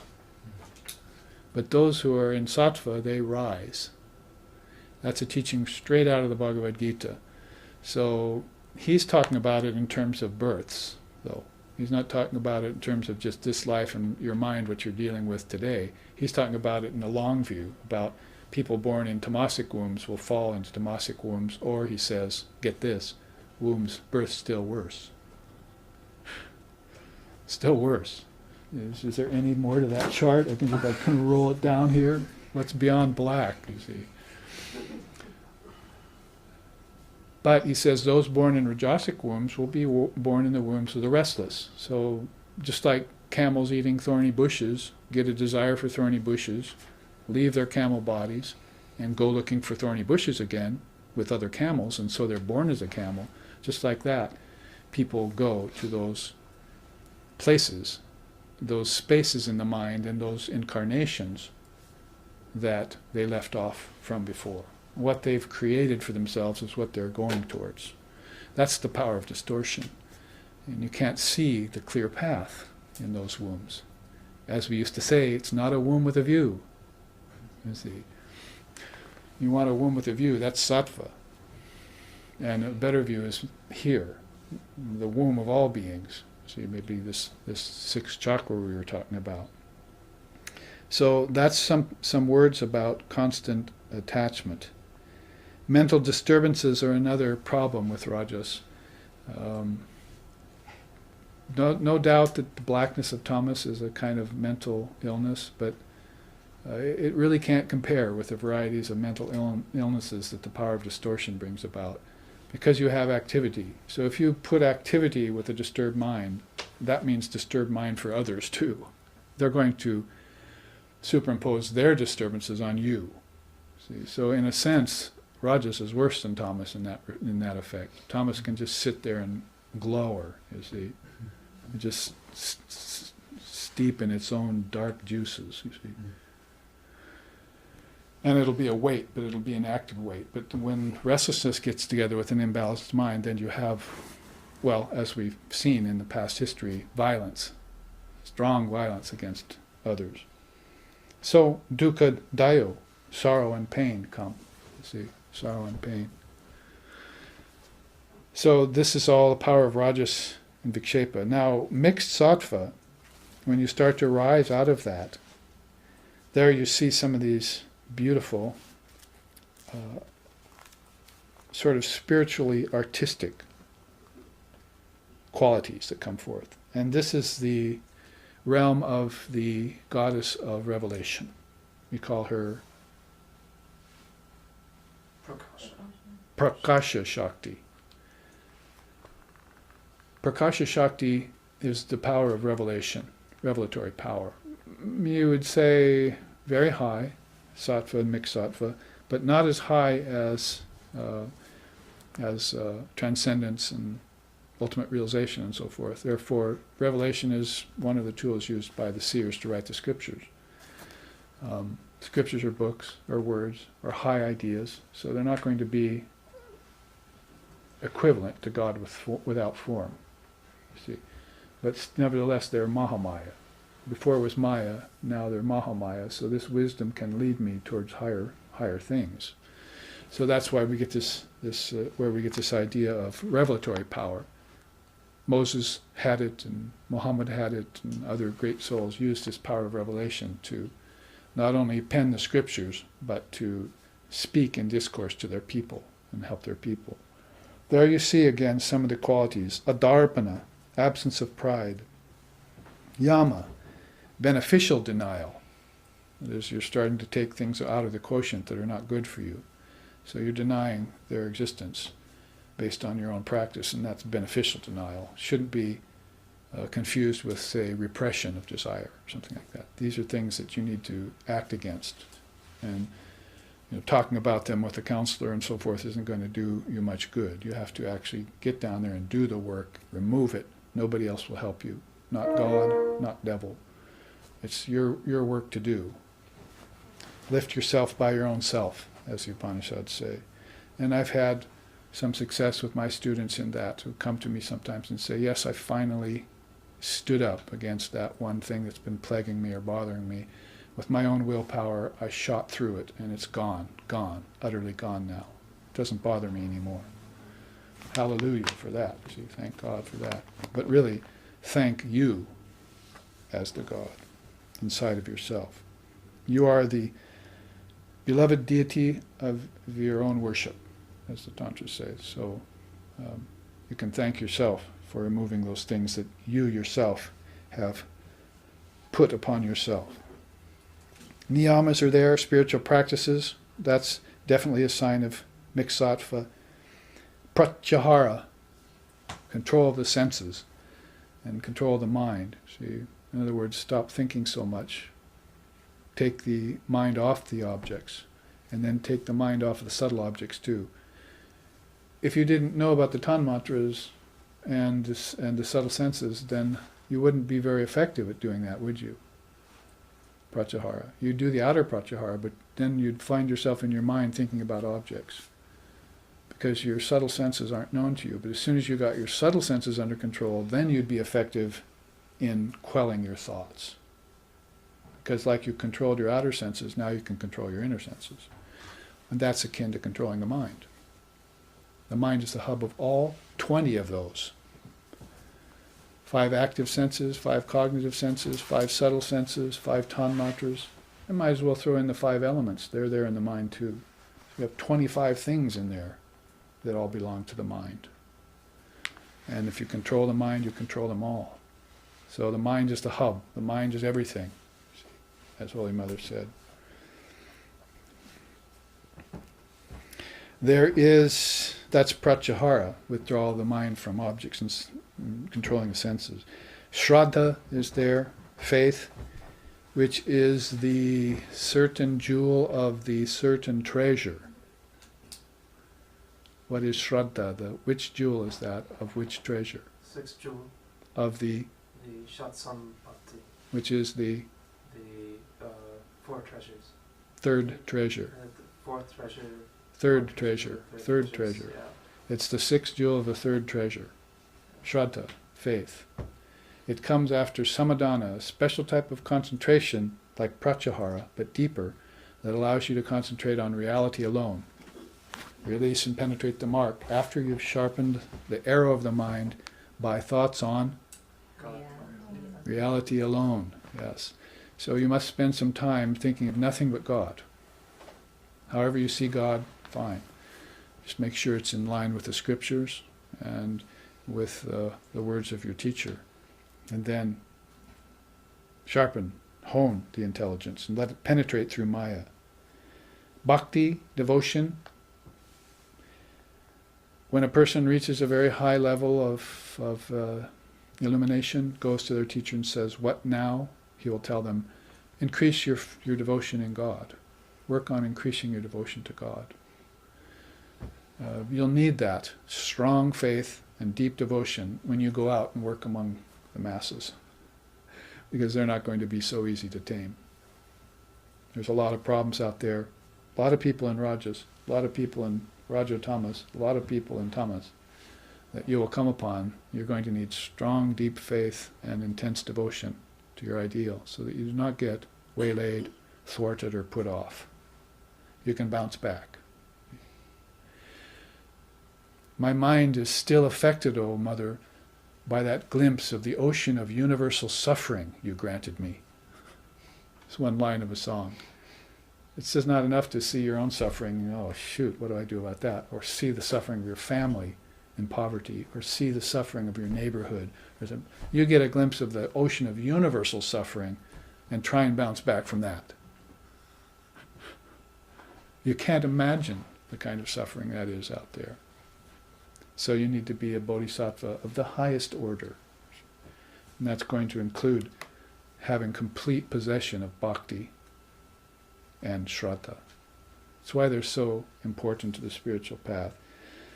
And the next one, mumukshutvam, desire for liberation, is two-sided like that. It will give you the impetus to go towards enlightenment, but it'll also be honed in the fires of suffering. That is, whether it's your suffering, the collective suffering, or the universal ocean of suffering, that's going to fuel the fire of desire for liberation in you. You're going to say, I don't want to go anywhere near that ocean anymore. How about the ocean of Ananda Sagara? I'm going away from the ocean of Samsara Sagara, and I want the ocean of Ananda Sagara. From there, I can work contentedly, peacefully, effectively, and with all success, due to the graces of the Divine Mother of the universe. And that is also a power here in Prakasha Shakti, Daiva, divine nature. You usually, according to the Tantra, says, work your way out of pasu, animalism, to virya, heroism, that is heroic nature. And then you work your way to daiva, divine. Those are the three divisions of being, and they're not airtight compartments, of course. Neither are they things that you get stuck in. Sort of like the three gunas, aren't they? Almost can make a correlation. So you need to work on your animalistic nature and turn it into heroic nature. That would be like mixed sattva, heroic kind of endeavor that you're doing for the good of all beings. Then make sure that you realize your true divine nature. Remember, when the Tantrists say, a good case could be made for this, when the Tantrists say heroic, divine, and animalistic, they're talking about the devotees. The worldly don't even figure into it. You see, they're worse than animals. You might have seen animals. They're fine, mostly, as long as you don't let them in the house. So in their own element, they're fine, you see. But the devotees are also of animalistic nature. Some of them have not gotten over their penchant for desires yet. So they're basically working out their desires in the Dharma. And you can see traces of animalism in them going away. It's called spiritual growth. But then the devotees, some of them are very heroic, you see, and some of them are transcendent quality. So that's usually what that designation in Tantra has to do. It's kind of an eye-opener. Otherwise, you're just a ghost or a ghoul. You're a living dead. You're a spiritual zombie. That's where zombies would figure into our dharmic teachings, you see. Yeah. No substance to you, You haven't even arrived at realizing your animalistic nature yet and the desire to get over it. I mean, you could put it that way. I'm animalistic and I don't care. I don't even know about it. So they say sometimes that's where a human acts worse than an animal. We've seen signs of it. Not hard to understand. Well, if you go from mixed sattva to pure sattva, then that's quite a grade that you've cut there. It's raising the bar quite a bit. And you can see some of the qualities there. Vishuddham, it is pure. No more seeking for purity anymore. You have arrived at what is pure. It's not just shuddha, pure, it's vishuddha, extremely pure. And it's useful for liberation. Sattva is a springboard now for liberation. Sattvic life is a heavenly life, is a balanced life, is a dharmic life, and so forth. But it's not going to be enough for two reasons. One is that you could fall back into rajas from it. Sattva could leave you one day, so that's a risk. And number two, sattva itself has modes and qualities in it. Transcendent reality doesn't. You see, you transcend all those realities. In the meantime, you get dharma mega samadhi. All qualities are found within you. So that's a sort of graduating point from sattva to pure sattva to transcendence, is that at one point you realize that all these qualities are within you. And that makes it all effortless. You don't have to raise and trim your sail anymore and battle storms. You're sailing on the open seas of pure sattva. And then the distant island of Manidvipa is coming into view. You're on the way, see. No doubt about your arrival. So those two reasons make sattva, or pure sattva, still with a little bit of risk in them. See. But they're useful for liberation. It's useful for liberation. Then there you see the next one. This pure sattva reflects the Atman better than anything. So on a rock, light doesn't reflect very well. On a shining piece of grass, a little better, or a leaf. On a river or a lake, shines pretty well, doesn't it? But on a mirror, best of all, no ripples, no wind, nothing. So this would be the idea of pure sattva. It reflects the light of your own self better than any other thing. You might then join it up with intelligence, with pure intelligence. Knowledge and intelligence. The first compound off of the word, Vivekananda infers, is this higher knowledge. It's the first compound. It is a mixture, no doubt, but it's the first mixture. So it's the purest of all mixtures. You go any higher than that higher knowledge, then you get to this pure intelligence, chit, pure existence, sat, pure bliss, ananda. So that's why pure sattva is a real springboard into that. If you can get it and hold it, then you will soon be fit for the state of Brahman. Krishna says in the Gita, you're fit for Brahmanhood. Just look at that light inside of you. And that light is called what? Bhakti. One of the earliest and most ancient names for Lord is Asta Bhakti Priya. It's just like Satchidananda. Existence and light and what is most dear, Priya, Asti Bhakti Priya.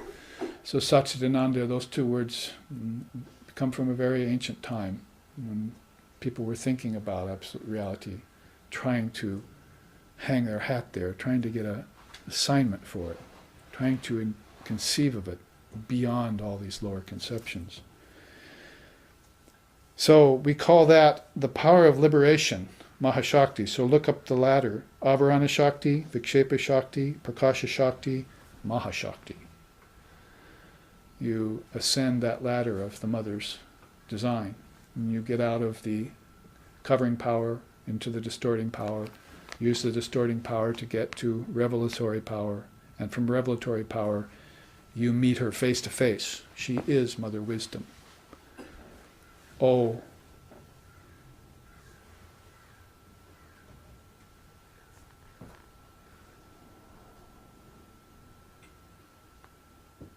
O lover of God, meditate on the goddess. She is your essence. So you stop seeing her outside in all these different levels, but you meditate on the God. She is your essence. You are her. O Mother, what do you see in your meditations? I know what I see in my meditations, but what do you see in your meditations? I'd like to see that. Another song in India. Well, then we've referred to it many times, and we can, but without really saying it, there's this undifferentiated state. No differences in it, in other words. They call it, by a Sanskrit word, avyaktam. And there you see the three gunas have gone into equilibrium. No mind, no matter. No matter, never mind. There's no more breaking out of balance. It's all returned to balance now, and you're in perfect contentment.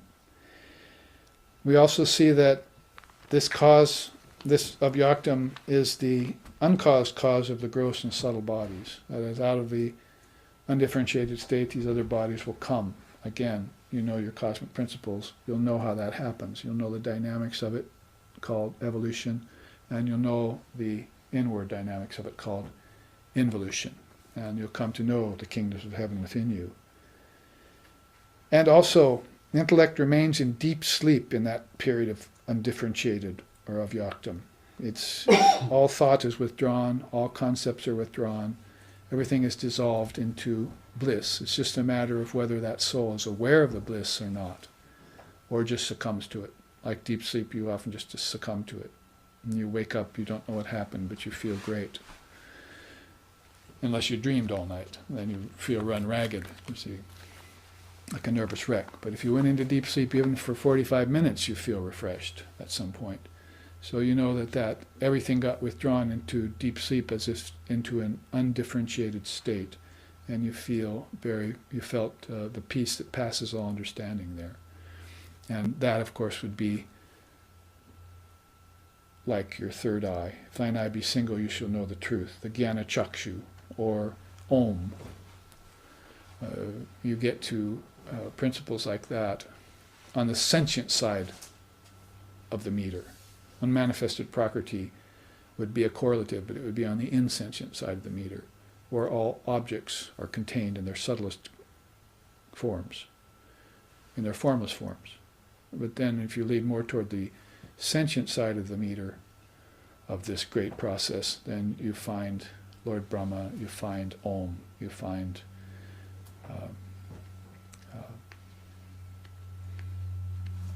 Mahat, the great mind, Hiranyagarbha, the cosmic egg. Those kinds of words you start to lend towards that state just prior to dissolution. Oh, that ocean of Brahman, replete with the nectar-like swell of the Atman. My mind plunged into it like a hailstone dissolving there, and experienced bliss and peace. See? Shankara says in the Vivekachudamani, the ocean of Brahman, replete with the nectar-like swell of the Atman, that breaks into form sometimes like the five sheaths, into which my mind fell like a hailstone and dissolved there for all time. Both poetic and profound. Poetic and profound. All of this then, a quick 45-minute look at the three gunas that are mentioned again in Sloka 4 of chapter 6 of the Shvetashvatara Upanishad. I'll read it again. He gives start to the creation associated with the three gunas of nature and orders all things. That puts everything into order, naturally.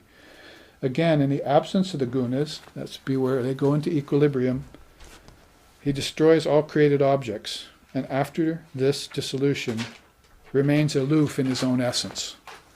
So that is your nature too. That is your true nature, aloof in your own essence. I've often said that you've observed how many times you've passed from the body, and you've observed how many times you've taken a body, all from outside the body. So again, knowing the 24 cosmic principles and knowing these various stations of consciousness can occupy, if you become the witness, then pretty soon you're consciously taking on a form and consciously giving it up. There are some beings who want to know the time of their death, and so they will do a samyama on it. You know what samyama is in yoga? It's a combination of concentration, meditation, and samadhi. You put that force to bear on anything and you can uncover what you want to know. Some souls, enlightened souls of course, would want to know that. Oh, when did I tell myself I was going to die? I forgot. See? Before I got in the body, I predetermined a time for my passing. Now I've forgotten that. I want to remember that again. So I'll call it up. And other beings don't care to know, for whatever reason. They just leave it up to Mother, and they'll just pass when the time comes. Some people will live and then decide they want to pass, even before the predestined time, like Vivekananda was an example of that. Consulted the almanac one day. There's a good time for passing. This isn't the Western almanac we're talking about, like Dear Abby in the papers or something. See, or reading the signs. This is a very deep and powerful art in India. That's one of the Ashtangas, one of the Vedangas, these limbs. So, when's the best time to pass along the path of the sun? When all the nerve channels are open, more open, not naturally clouded by any of these gunas, see. Then I think I'll pick that day and pass that day. So there are many ways in which the soul comes in and out of the body according to its own design. And I would say, short of illumined souls, all beings actually have that choice. It's just that some of their choices are very, very dark. They don't have many options. I have to be reborn. I have to be born in Tamas. I have to take that kind of parent. I have to be born in that particular city or whatever. So I'll have to do the best I can, you see. But they have some sort of consciousness prenatally about the process going on. So we've all witnessed our births and we've witnessed our deaths many, many times. So we are the supreme witness of it all. And those who want to perfect a spiritual art form will die consciously one death, one lifetime. And they will practice the spiritual dharma and the teachings before they leave the body. So they'll gain the advantage of a conscious passing. And then, of course, they'll have the advantage of a more conscious rebirth. Towards births of higher and higher realization, Aurobindo said. So that is, of course, until final liberation is possible for that soul. And then it will merge like a hailstone in an ocean, or possibly decide to become a bodhisattva and take on more births for the good of beings free of ignorance, personal ignorance, individual ignorance, free of that. So in that light, you say that the soul will always remain aloof in its own essence, as the Upanishad here says. That brings us up to 5, and that is that beautiful Adihi sa sam yogan nimitta hetuhu paras trikala dekalopi drishtaha tam vishvarupam bhava bhutamidyam devam svachita stamupasya purvam. So meditate on the Lord as thine own self seated in your heart, who appears as the universe and who is the primeval cause of the union of consciousness and matter. Primeval cause. Causeless cause, you might say. it is the supreme deity, and it transcends the three phases of time. So there's that witness again. It masters past, present, and future, so it can get in and out of the river of time as it chooses, like Lord Buddha did and does. So we will look at that sloka and onward in the fall when I return here to Oregon. There's also a beautiful retreat on the Columbia River Gorge that some of you might consider coming to. It would be a very beautiful retreat, returning to Wynwood Waters, a beautiful retreat site that we had a Zen Buddhist retreat on before. So you're all welcome to look into that and write in to srvinfo.srv.org or srvinfo.org, yes. And find out about that retreat that's coming up in the fall, which you may attend and dive deep into this ocean of God's beautiful teachings.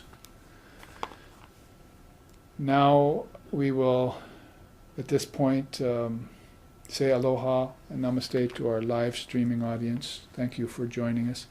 And then we'll make a few announcements here about the local Sangha and schedule, like our mantra seminar next weekend, which we'll be involved in. Sorry, we will be off of live streaming again for another week, maybe 2, I think, and to return after that.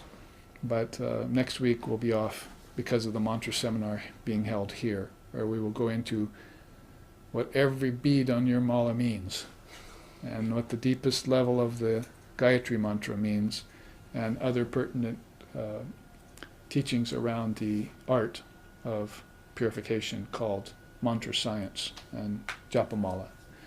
So here we'll end with a chant.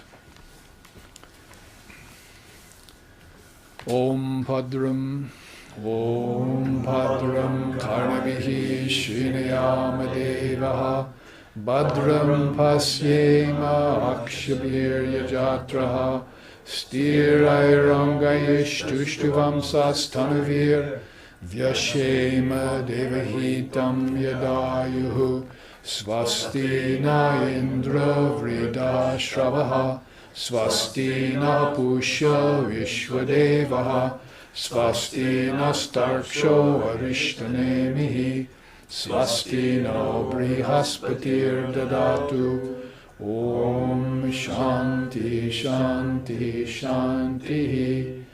May we see with these eyes what is good and spiritual. May we hear with these ears what is noble and uplifting. And may we, while worshipping the Lord and Mother with healthy minds and bodies, live a life which is beneficial to ourselves and to all other beings. Om peace, peace, peace. May peace be unto us, may peace be unto all.